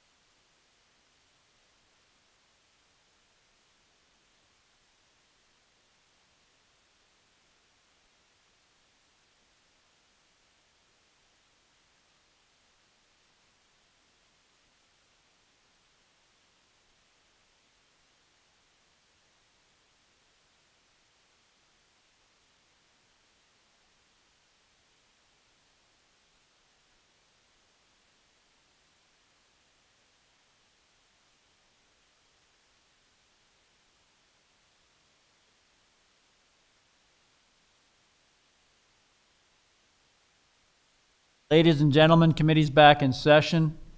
We're now on item number 10, 5 Ashgrove Place.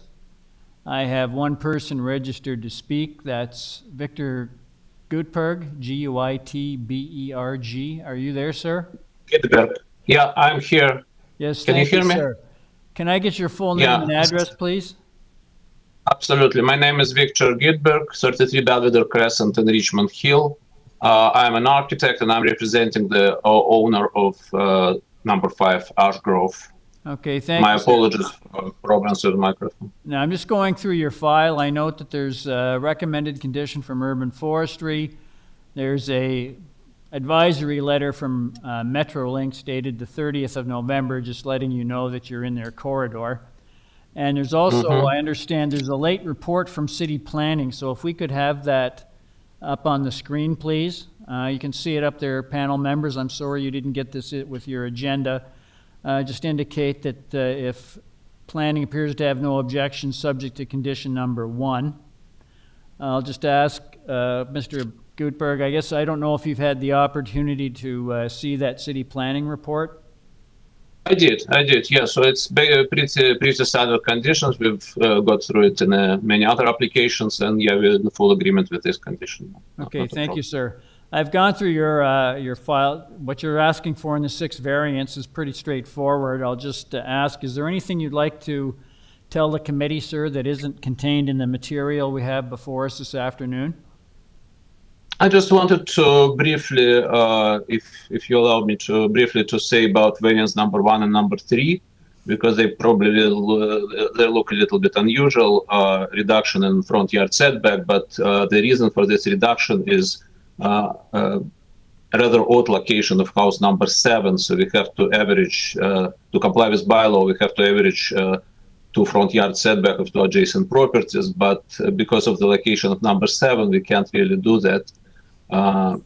And what we choose is to maintain existing building front yard setback, which we think is more in line with streetscape and more logical. So, and that basically that triggers automatically to variance number 1 for front yard setback and number 3 for encroachment of front porch. Okay, thank you. No, I think the other variances are pretty straightforward and standard. Okay, thank you. Does the committee have any questions of the speaker? If not, could I get a motion on this application, please?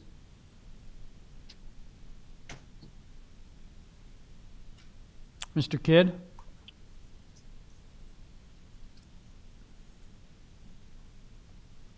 Thank you, Mr. Chair.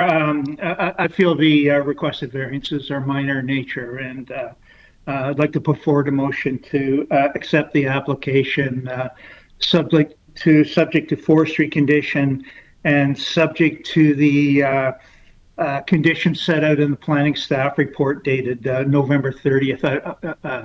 I don't have that in front of me, so maybe somebody can read that into the record, or maybe it's not necessary. Anyway, that's my motion. Can we just bring up that city planning report thing?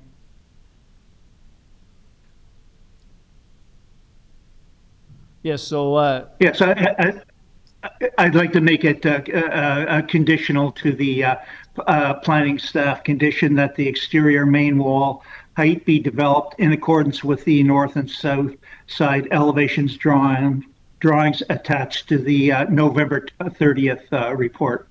Thank you, Mr. Kidd. Someone to second that motion? Ms. Sankar seconds. All those in favor? Opposed?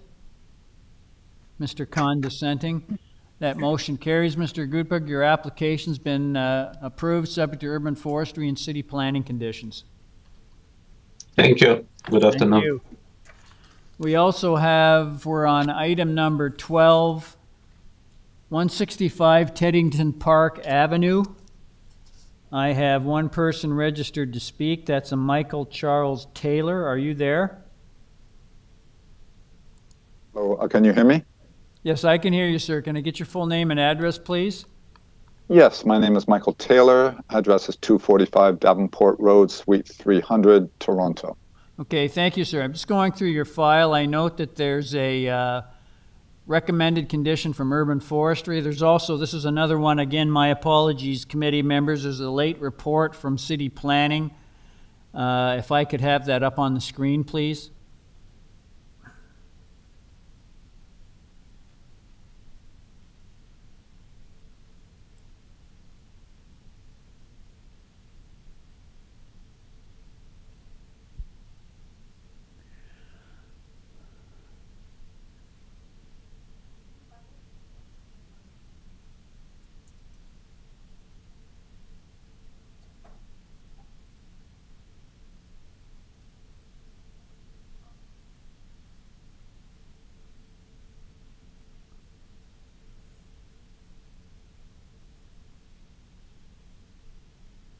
Yeah, that's 165 Teddington Park Avenue.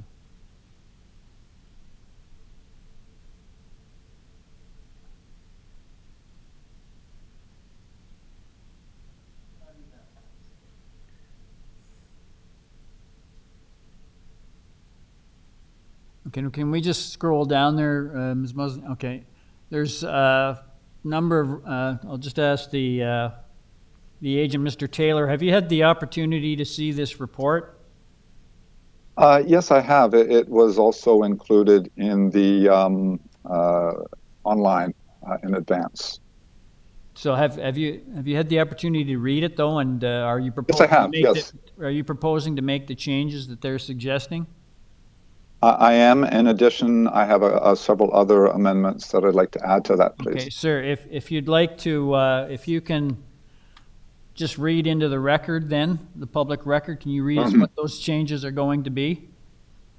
So for variance 4, which is the required minimum side yard setback, is 7.5 meters, and we had proposed 1.8 meters. Hang on, just We're a moment. changing that to just a moment, sir. Hang on.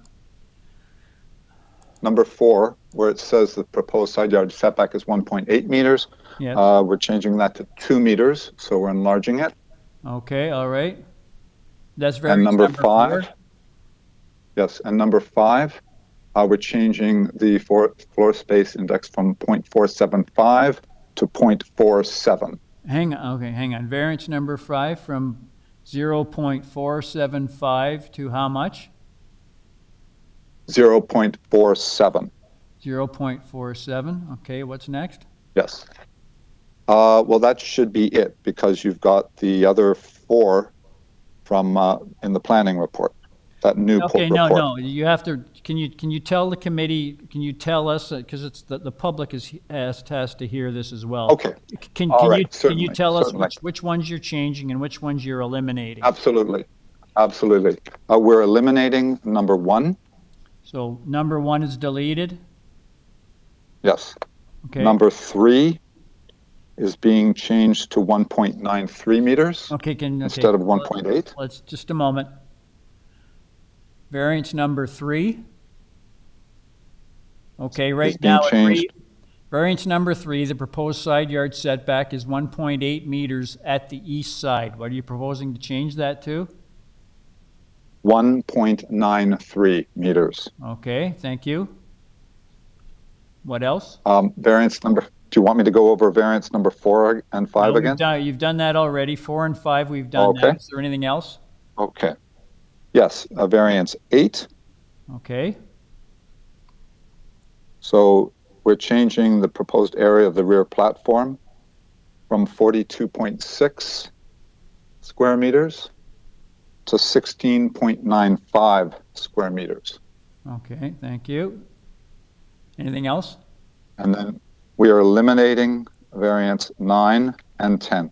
Okay, 9 and 10 deleted. Okay, I'll just go through these and make sure I've captured them all.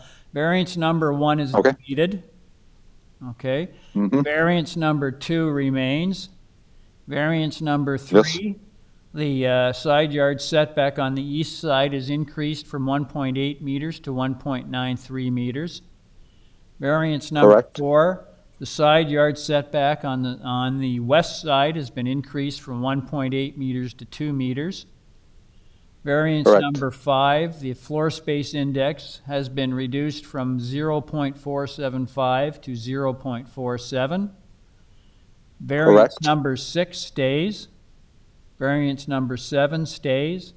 Variance number 8, the rear platform has been reduced from 42.6 square meters to 16.95 square meters. And variances number 9 and 10 have been deleted. So that captures all of them? Yes, it does, sir. Okay, thank you. It's pretty clear what you're asking for in this revised application. Is there anything you'd like to tell the committee that isn't contained in the material we have before us this afternoon? Well, I wouldn't mind going through the variances in the process. Okay, thank you. If I may do a presentation? Yeah, well, it's up to you, sir, if you feel there's anything that you'd like the committee to be aware of. Well, I'd like the committee to be aware of, but as well, I'd like the neighbors to be very clear on it, because I know they're listening in on this, and we spend a lot of time speaking to them. Okay, thank you.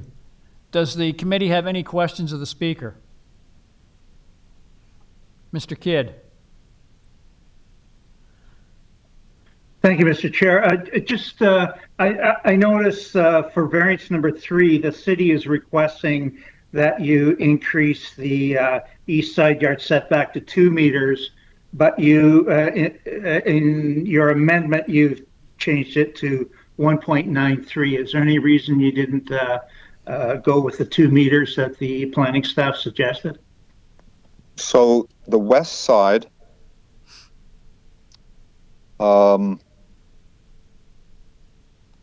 this is with regard to variance number 3, the east yard setback. yes. So the east yard setback, I think the city, I told the city about this, so I think they may have gotten it backwards. So that's why it's contained in their report.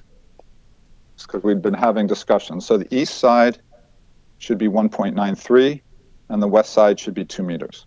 In either case, we're beyond the required side yard setback, which is 1.8.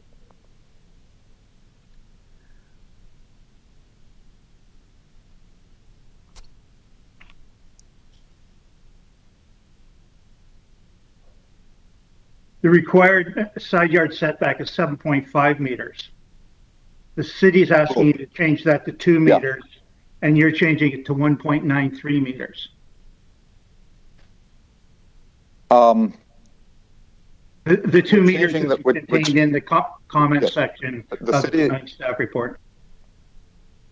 Well, we're proposing to change it, as I said.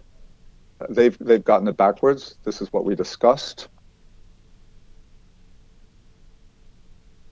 Okay, so so you're not proposing to change variance number 3. Hang on.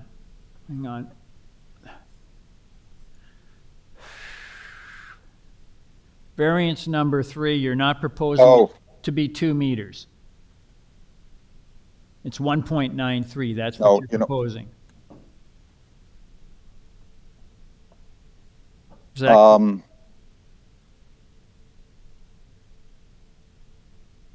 We're just trying. So we're trying to find out what your rationale is. No, I understand. I understand. So variance number 3, you're correct. We're not changing that. We're leaving it at the.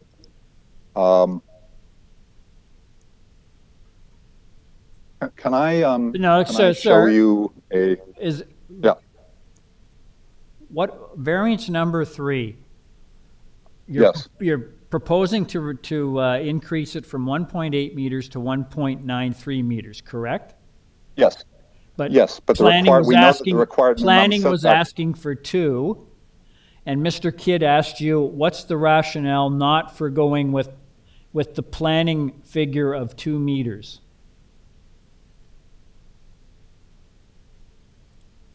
The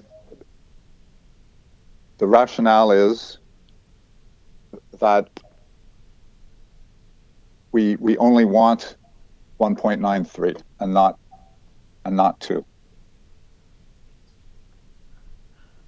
So I guess that's what I'm asking, and I would be very surprised if planning would say that they would not allow that. Okay, so your explanation is that you originally thought that planning was okay with 1.93. Is that correct?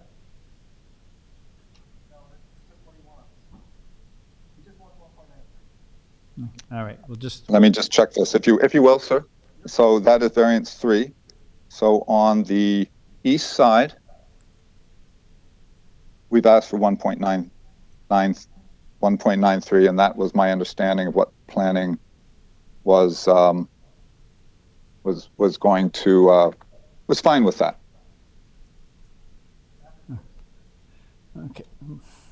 Okay, all right. Not really answering the question that Mr. Kidd asked, but anyway, does committee have any further questions of the speaker? Mr. Hunt?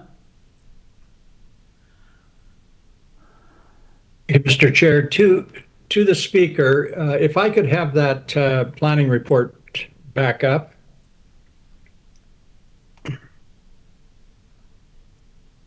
Thank you. I believe that you indicated that you and the applicant had read the report from the city planning department. And yes, that's correct. It clearly says under the recommendations that the city planning staff recommend the following modifications as agreed upon by the applicant. And yes. Number 2 indicates the east side yard setback has moved from 1.8 meters to 2 meters. Yes, sir. I see that. My question is, why is it 1.93 and not 2 as agreed upon by the applicant? Respectfully, sir, I missed that they had put it that way. I had correspondence with Denise McMillan of the planning department, and I went over what we wanted to do with her. And there was a rationale behind making the side yard setback a little bit slightly different. And there's been a little bit of a mix-up with that. But I think we're within the intent of that. I'm hoping that will suffice for the discussion.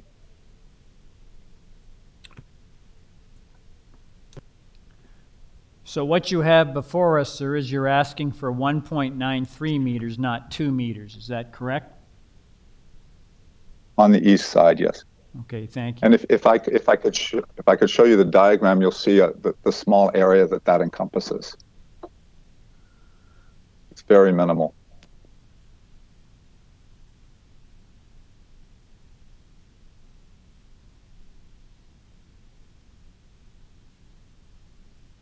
I'd like it if you could bring up, please, the supporting material, revised presentation drawing.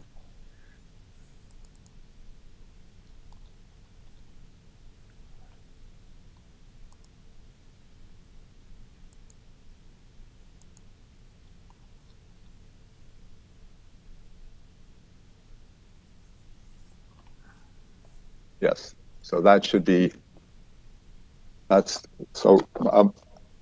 could I give my presentation, or would you like me to address this one specific first?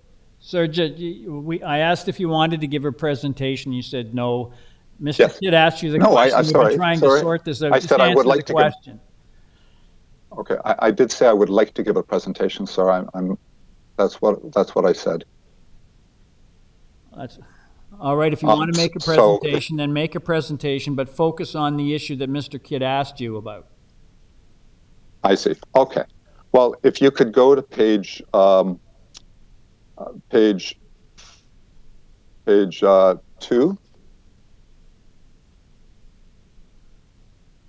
and go to page 3, please, with the color, and zoom in on that, please. So on the east side of the property, which is on the left, you can see that small area that's yellow. It's variance 3. That is the small area that we had it at 1.8, and we just like to shift it out a little bit to 1.93. That's the very small little area. The yellow bit up, if the cursor goes up higher, up. There, that little yellow zone is all that I'm talking about for variance 3. So it's just a very slight amount that we're encroaching into the 7.5 required 7.5 meter side yard setback. So I think you can see that whether it's 1.93 or 2 meters, it's not really that that different in terms of the scope of what we're asking for.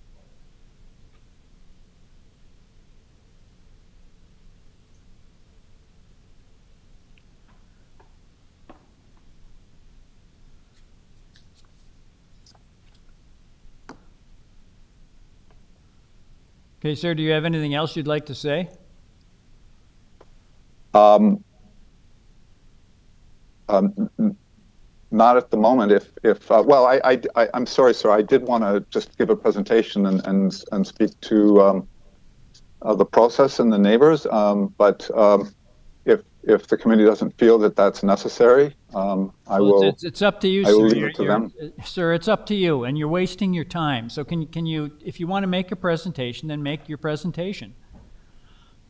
Okay. Well, what I would just like to say is that we spent a lot of time meeting with different neighbors, and a particular interest to them was variance 5, which pertained to the floor space index for the project.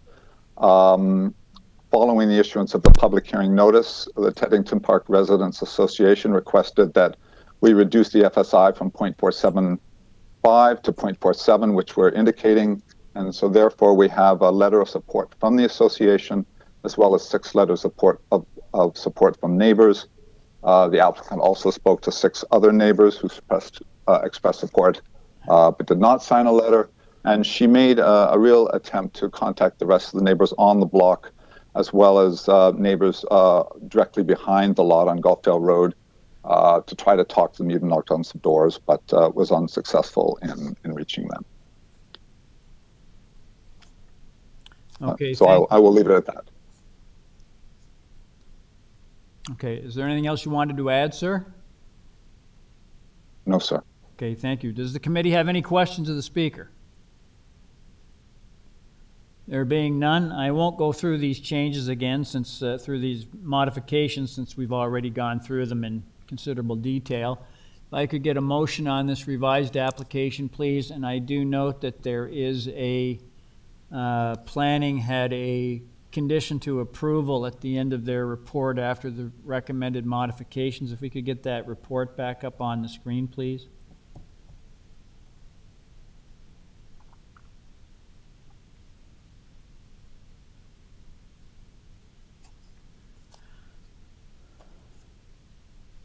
Yes, that's the one at the bottom of the condition number 1 there at the bottom.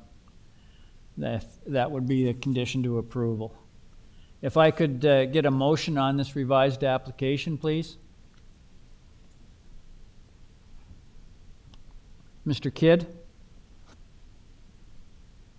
Thank you, Mr. Chair. I'm going to accept the explanation from the agent. Sounds like there was some sort of understanding there with the planning staff, but I feel it's a fairly minor issue, and that the the proposal as amended meets the 4 tests for minor variance. I'm going to put forward a motion to accept the application, subject to forestry condition and subject to the planning staff condition that the east and west side yard setbacks be developed in accordance with the site plan drawing attached to the planning staff report dated November the 30th, 2022.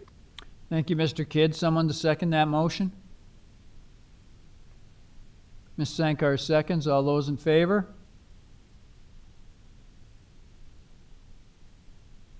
That motion carries unanimously, sir. Your revised application has been unanimously approved, subject to urban forestry and city planning conditions. Thank you very much, sir. Thank you very much. I apologize for the confusion. No problem. Item number 13, 19 Donwoods Drive. I have 2 people registered to speak. The agent is a Julia Burke. Are you there?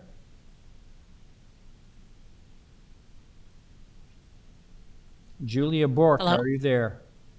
Yes, I'm here. Can I get your full name and address, please? Yes, Julia Burke, Bourque, 40 Fernwood Park Avenue, Okay. Toronto. Thank you, madam. I'm just going through here. I note that there is a recommended condition from urban forestry. There's also apparently a late report from city planning. Can we see that? Okay, we have, what's the date on that? Is that the 30th of November as well? Yes, 30th of November. Madam, have you had the opportunity to read this report? Because the committee members haven't seen it. This is the first time we've seen it. So there's 2 recommended. Yes. So were you proposing to make the modifications that city planning suggesting? Yes. Yes, we are. We submitted those plans. Yeah.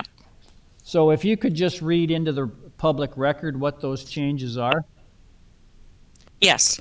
Item number 2, on the zoning notice, residential zone category platform without main walls, such as a deck. This is regards to the deck setback from the east property line. It should read, the proposed front platform is 1.32 meters from the east side lot line. Okay, and so it originally it reads 0.88 meters now, and you're increasing it to 1.32 meters. That's right. Okay. We are.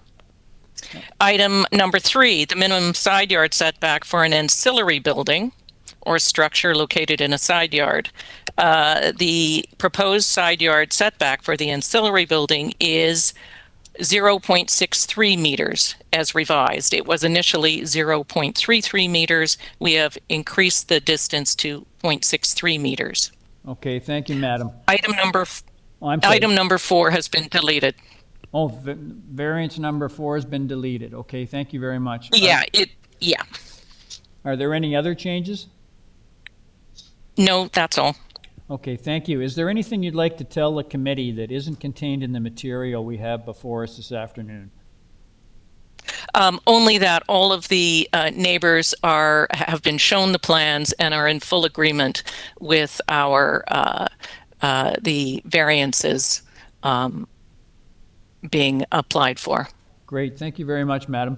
Does the committee have any questions of the speaker?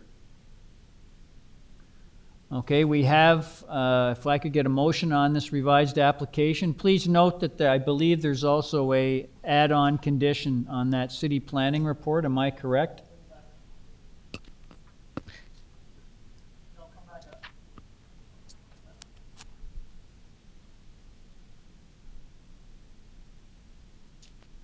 Yes, condition number 1 at the bottom of the screen there.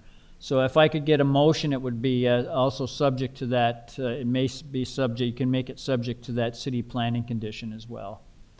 Someone to make that Mr. Hunt? Thank you, Mr. Chair. Based on the changes that the applicant has indicated are taking place, I would move a motion to approve this based on the December 1st urban forestry requirements and the additional city planning recommendation for the condition that the ancillary building setback be developed substantially in accordance with the site plan drawings attached to their report.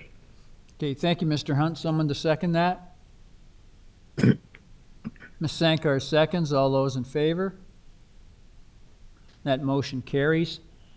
Madam, your application's been unanimously approved. Your revised application's been unanimously approved, subject to urban forestry and city planning conditions. Thank you very much. Thank you very much. Thank you. Item number 14, 93 Yorkview Drive. I have one person registered to speak. That is Mehdi Ajvand, A-J-V-A-N-D. Are you here? Yes, sir, I'm here. Yes, hello, sir.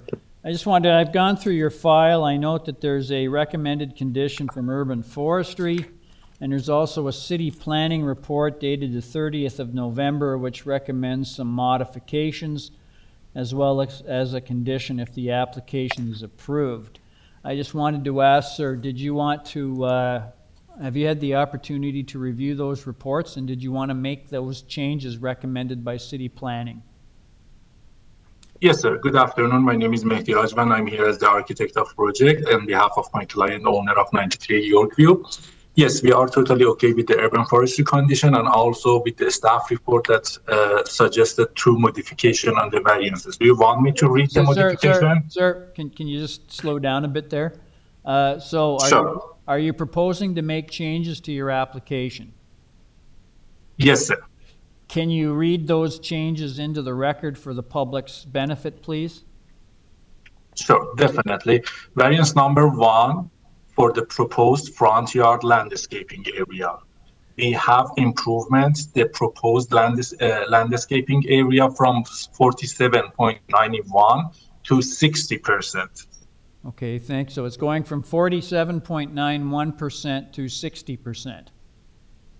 Yes, and on variance number 5, the proposed front yard stair width from 6.15 meter to 5.66 meter. Okay, thank you very much. Are there any other changes? No, sir. Okay, thank you. Is there anything that, it's pretty clear what you're asking for in the variances we have before us, but is there anything you'd like to tell the committee that isn't contained in the material we have before us this afternoon? Sure. I know that you had a very long day. I just try to as brief as possible. Regarding the front landscaping, we applied that improvement that the staff asked, and also we are proposing permeable material for the driveway to reduce the effect of this variance. Regarding the wall height, as I have a supportive drawing, is very clear. We are asking for just 5% of sidewall. Regarding the length, as in the supportive document, we are asking just for 1 story rear extension over there, which has almost 2 meters setback from the neighbor. And the garage and the height is very clear. If the committee panel has a question, I'd be more than happy to address them. Yeah, that's all. Okay, thank you, sir. Does the committee have any questions of the speaker? There being none, could I get a motion on this revised application, please? Mr. Khan? Thank you, sir. Sir, I'm taking a recommendation from the staff, and I'm reading as the condition they have put. Number 1, driveway be constructed with the permeable material. Number 2, proposal be developed substantially in accordance with the east and west side elevation drawings submitted to the Committee of Adjustment, attachment 1 and 2 to this report. I move this application be approved with forestry conditions. Thank you, Mr. Khan. Someone to second Mr. Khan's motion? Ms. Sankar seconds. All those in favor? That motion carries unanimously. Sir, your revised application has been unanimously approved, subject to urban forestry and city planning conditions. Thank you, sir. Thank you, sir. We are now on item number 15, 15 Collinson Boulevard. I have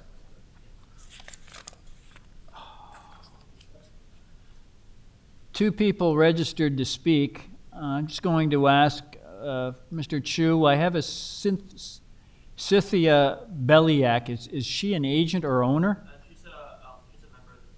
Okay, thank you. All right, I have the agent, Nafisa Zangiabadi. Are you there? Nafisa Zangiabadi, are you there? Yes, good afternoon, Mr. Chair. This is Nafisa Zangiabadi. I'm the applicant. My address is 30 Apple Orchard Path, Thornhill. Okay, thank you. Can I get your address, please? 30 Apple Orchard Path, Thornhill, L3T3B6. Okay, thank you, madam. I just have gone through your file. I note that there's a recommended condition from Urban Forestry, and there's a city planning report dated the 30th of November of this year. Has no objections to your proposal subject to a condition. I just wanted to ask if you've had the opportunity to review those reports. Yes, we did, and we are okay with those. Okay, thank you. We have one person registered to speak, madam, so if you'd like to give the committee a brief presentation on what you see as the merits of your proposal. Sure. The application is to construct a rear and side addition to the existing dwelling, which creates a few minor variances. Most of them are very minor in nature, in fact, nominal. We're asking for a side yard setback variance, variance number 5 and 6. And variance number 6 is because we're extending along the existing wall of the building. So we're keeping the existing setback of 0.73 meters. And variance number 5, the setback is for the garage area. And at the back, for the rest of the extension, we're going to have a setback of almost 6 feet. So that only applies, the setback only applies to that portion, first front portion of the house. We are asking for a little increase in the coverage from 30% to 32.1, which is very common in the area, and it's in keeping with the decisions that have been made before. Variance number 2 for roof eaves are very nominal, just 2 centimeters. Variance number 1 and 7 are for the deck, still are nominal. Variance number 8 is for the height under the old bylaw, which has been taken to the peak of the roof because of the flat roof portion being more than 25%. We have no length variance, no rear and front yard setback variance. Staff is in support. We have spoken to one of our neighbors. He was okay, and I'm happy to hear if someone else has any concern or questions. Yes, I just wanted to ask, Madam, variance number 4 says the proposed height of the side exterior main walls facing a side lot line is 7.9 meters south side and 8.72 meters north side. Is that yes? Is that correct or that is the correct? Yes, that is correct. Okay, thank you. Is there okay? Thank you. Does the committee have any questions of the speaker? Mr. Khan, did you have a question? Okay, thank you. We'll go to the next person on the list. I have a Cynthia Beliak, B-E-L-I-A-K. Are you there? Yes, I'm here. Yes, can I get your full name and address, please? Cynthia Beliak, 25 Collinson Boulevard. Okay, thank you. If you'd like to give us your thoughts on this application. I didn't ask to speak. I just wanted to listen in. Okay, thank you. Okay, thank you, madam. Have a good day. Okay, thank you. Does the we'll go back to the agent. Does the committee have any questions of the speaker?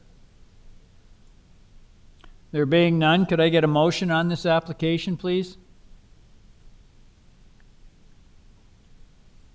Mr. Khan? Thank you, Mr. Chair. Mr. Chair, I have 8 variances in front of me, and I have gone through them. So I'm taking the staff recommendation as they have recommended for the approval of this application. And their condition is be developed as shown in accordance with the southeast elevation drawings. Attachment 1 to this report and the site plan drawings attached as attachment 2 to this report, submitted to the Committee of Adjustment, dated November 23rd, 2022. So I move this application be approved with forestry conditions. Thank you, Mr. Khan. Someone to second that? Mr. Hunt seconds. All those in favor? The motion carries unanimously. Your application's been approved subject to city planning and urban forestry conditions. Thank you very much. Thank you. Thank you. Item number 16, 62 Northey Drive. I have one person registered to speak. Ahmed Elkaranchawi, E-L-K-A-R-A-N-S-H-A-W-Y. Are you there? Who is this speaking? Yes, I am. Yes, thank you, sir. Ahmed Al-Crunch. Yes, can I get your address, please? Ahmed Al-Crunchawi, the agent of the client, address 75 Boulder Street. Thank you. I've gone through your file, sir. I note that there are no staff comments or conditions registered with your application. You have 3 variances before us. It's pretty clear what you're asking for. Is there anything that you'd like to tell the committee that isn't contained in the material we have before us this afternoon? Nothing to comment, no presentation. Okay, thank you, sir. Does the committee have any questions of the speaker? There being none, could I get a motion on this application, please? Mr. Kidd? Thank you, Mr. Chair. I feel the requested variances are minor and they meet the 4 tests for minor variance. I'd like to put forward a motion to accept the application without condition. Okay, thank you. Someone to second that? Ms. Sankar seconds. All those in favor? That motion carries unanimously, sir. Your application has been unanimously approved without condition. Thank you, sir. Thank you, everyone. Thank you. Item number 17, 50 Laurelcrest Avenue. I have one person registered to speak. That is Joe Domb, D-O-M-B. Are you there, sir? Yes, my name is Joe Dome, 133 Torresdale Avenue, agent for the owner. Okay, thank you, sir. I have gone through your file. I note that the only condition I have is a one recommended by Urban Forestry. You have 1 variance before us for first floor height, pretty clear what you're asking for. Is there anything you'd like to tell the committee that isn't contained in the material we have before us this afternoon? No, this is a very straightforward application, and if the committee is satisfied to proceed, then I'm okay with that. Okay, thank you, sir. Does the committee have any questions of the speaker? If I could get a motion on this application, please. Ms. Sankar? Yeah, through you, Mr. Chair. I think this is self-explanatory, and there's no objections whatsoever, no reports from staff, no forestry, no other reports. So I'll motion to approve this application as is. Thank you, Ms. Sankar. Someone to second that? Mr. Hunt seconds. All those in favor? That motion carries unanimously. Sir, your application has been unanimously approved subject to urban forestry conditions. Thank you very much. Thank you. We're now on item number 18, 17 Whitman Avenue. I have 3 people registered to speak. The agent is an Alireza Saeed, S-A-E-E-D. Are you there? Yes, hi. This is Alireza Saeed. I'm the agent on behalf of the owner of the 17 Whitman. Okay, thank you, sir. I've gone through your file. I note that the only condition on file is a recommended condition from urban forestry. We have other persons registered to speak, so if you'd like to give us a brief presentation on what you see as the merits of your proposal. Yeah, sure. The most of the minor variances that I bring it here is very minor subject to the property around that area. So number 1, and number 2, both of them is regarding the wall and the knee wall height. So we need that to require that because of the maintain the center point of the inside of the height of the ceiling, so that the reason we apply for that exterior at the north and side wall. And on number 2, the item number 2, that 15% is only because of we have a dormer in the south side of wall. So for that portion only, that is around 15% of that wall, we require a little bit higher of 9.23. The rest of the item is very common in the area. For the height for the length of the building that we apply for 18.28 is almost the height of the existing building that we have there. And as you know, the lot is very huge. It's 200 millimeters, 200 feet long. and our density or our coverage is less than 24% of the whole lot area. I think it's very common item that we request in this application, and most of them is, all of them is the minor variance. Okay, thank you, sir. Does the committee have any questions of the speaker? There being none, I'll go to the next person on the list. I have a Philip Dye, D-Y-E. Are you there, sir? Mr. Speaker, Philip Dye has opted not to speak. Okay, thank you. Go to the next person on the list. I have a Gabrielle Held. Are they there? It's Held, H-E-L-D, and I am here. I'm at 19 Whitman Street in North York. Thank you, madam. If you'd like to give us your thoughts on this application. Yes, thank you very much. I'm also speaking on behalf of my husband, who is Philip Dye, who unfortunately was unable to make it today. So thank you and good afternoon, Mr. Chair and the panel members. My husband and I reside at 19 Whitman. We've been here for 13 plus years, and it's a lovely neighborhood with mature trees, and we are very fortunate to be able to buy into this neighborhood when we first did. I'm also speaking on behalf of other impacted neighbors, Mrs. McHenry, who lives at 153 Nipigon, and Mr. Conti, who is the resident to the rear at 22 Michigan Avenue. We do oppose the variances that they are looking for to extend beyond the maximum allowable. And listening throughout the afternoon, I think I'm in line with some of my fellow opposition residents, where privacy certainly is the biggest factor. I see on the screen, and thank you for sharing that. This is a view from our backyard of the existing residence, certainly adding height and going the full the full distance of the property that's being proposed. My house is going to be completely overlooked, my backyard, my back patio, and as well potentially looking into the back of my house where my sliding door is, etc. I don't have the benefit of knowing what the house is going to look like. All we've been provided are maps of the area, so I don't know what the building itself is going to look like, but certainly if there are side windows, we are going to be directly overlooked, as well as our neighbor behind, Mrs. McHenry. We are certainly going to be losing a significant amount of sunshine. We get late morning and early afternoon sunshine. That will be gone with a massive house right beside us. It's going to impact our flower gardens. We have a raised garden bed as well to grow our own vegetables. That is certainly going to be impacted by the scope of this residence. We also feel that our property value is going to be negatively impacted because, there are some people moving into this neighborhood who want to keep the original dwelling. They don't need to build a bigger, larger house. And I think our property value is going to be impacted by anyone who does not want to be overlooked significantly by a neighbor on the south of us.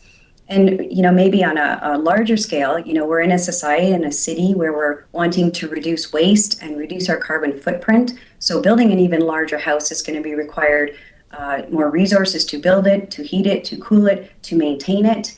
And in addition, we don't know what the trees and the foliage situation is going to be like. But certainly if a lot of them are being torn down, then that's going to have an impact on the environment and the atmosphere as well. So those are our objections based on the information that we have so far. Again, I don't know what the building itself is going to look like, but it's certainly going to be significantly larger than the existing dwelling. Thank you very much for your time. Thank you, madam. Does the committee have any questions of the speaker? There being none, I'll go back to the agent. Mr. Saeed, are you there? Yes, I'm here. You heard the comments from Ms. Held. If you'd like to respond to them, please. Sure. So I understanding the items that the neighbor asking for that, and I know the 19 is the neighbor on side of the our property. So, but I have to mention this house there is no height variance. So we are not, the top of the roof is not going change from the bylaw. So we are not asking for more height that affect to this sun or the height of that has a problem with the neighbor. But there is a concern about the windows that maybe we can solve it very easy. There is no room on that side but there is a window for the staircase. So we can use that windows as a privacy sandblast windows. So there is no view of the people that coming down from a stair to the neighbor. And also this is good for the owner because from the neighbor, there is they don't see the inside of the house. So I'm going to provide a privacy glasses as a sandblast glasses on that side to help the privacy of the neighbor. Okay, thank you, sir. Does the committee have any questions of the speaker? If I could get a motion on this application, please. Mr. Khan? Thank you, Mr. Chair. I had the opportunity of listening to Mrs. Held and her concern about privacy. And I'm happy that Mr. Saeed has addressed that particular question of privacy. So in my view, there is no, first of all, staff recommendation on this application. So I view this application as a very minor variances and it should be approved with forestry conditions. Okay, thank you, Mr. Khan. I have a motion for Mr. Khan to approve subject to urban forestry. Someone to second that? Mr. Hunt seconds. All those in favor? That motion carries unanimously. And that motion carries. Mr. Saeed, your application's been approved subject to urban forestry. Thank you very much. Ladies Thank you and very gentlemen, much and have a good holiday. We are adjourned. I'm going to adjourn. 45 minutes enough for lunch? Okay, and we'll come back in 45 minutes for our afternoon session. Thank you very much.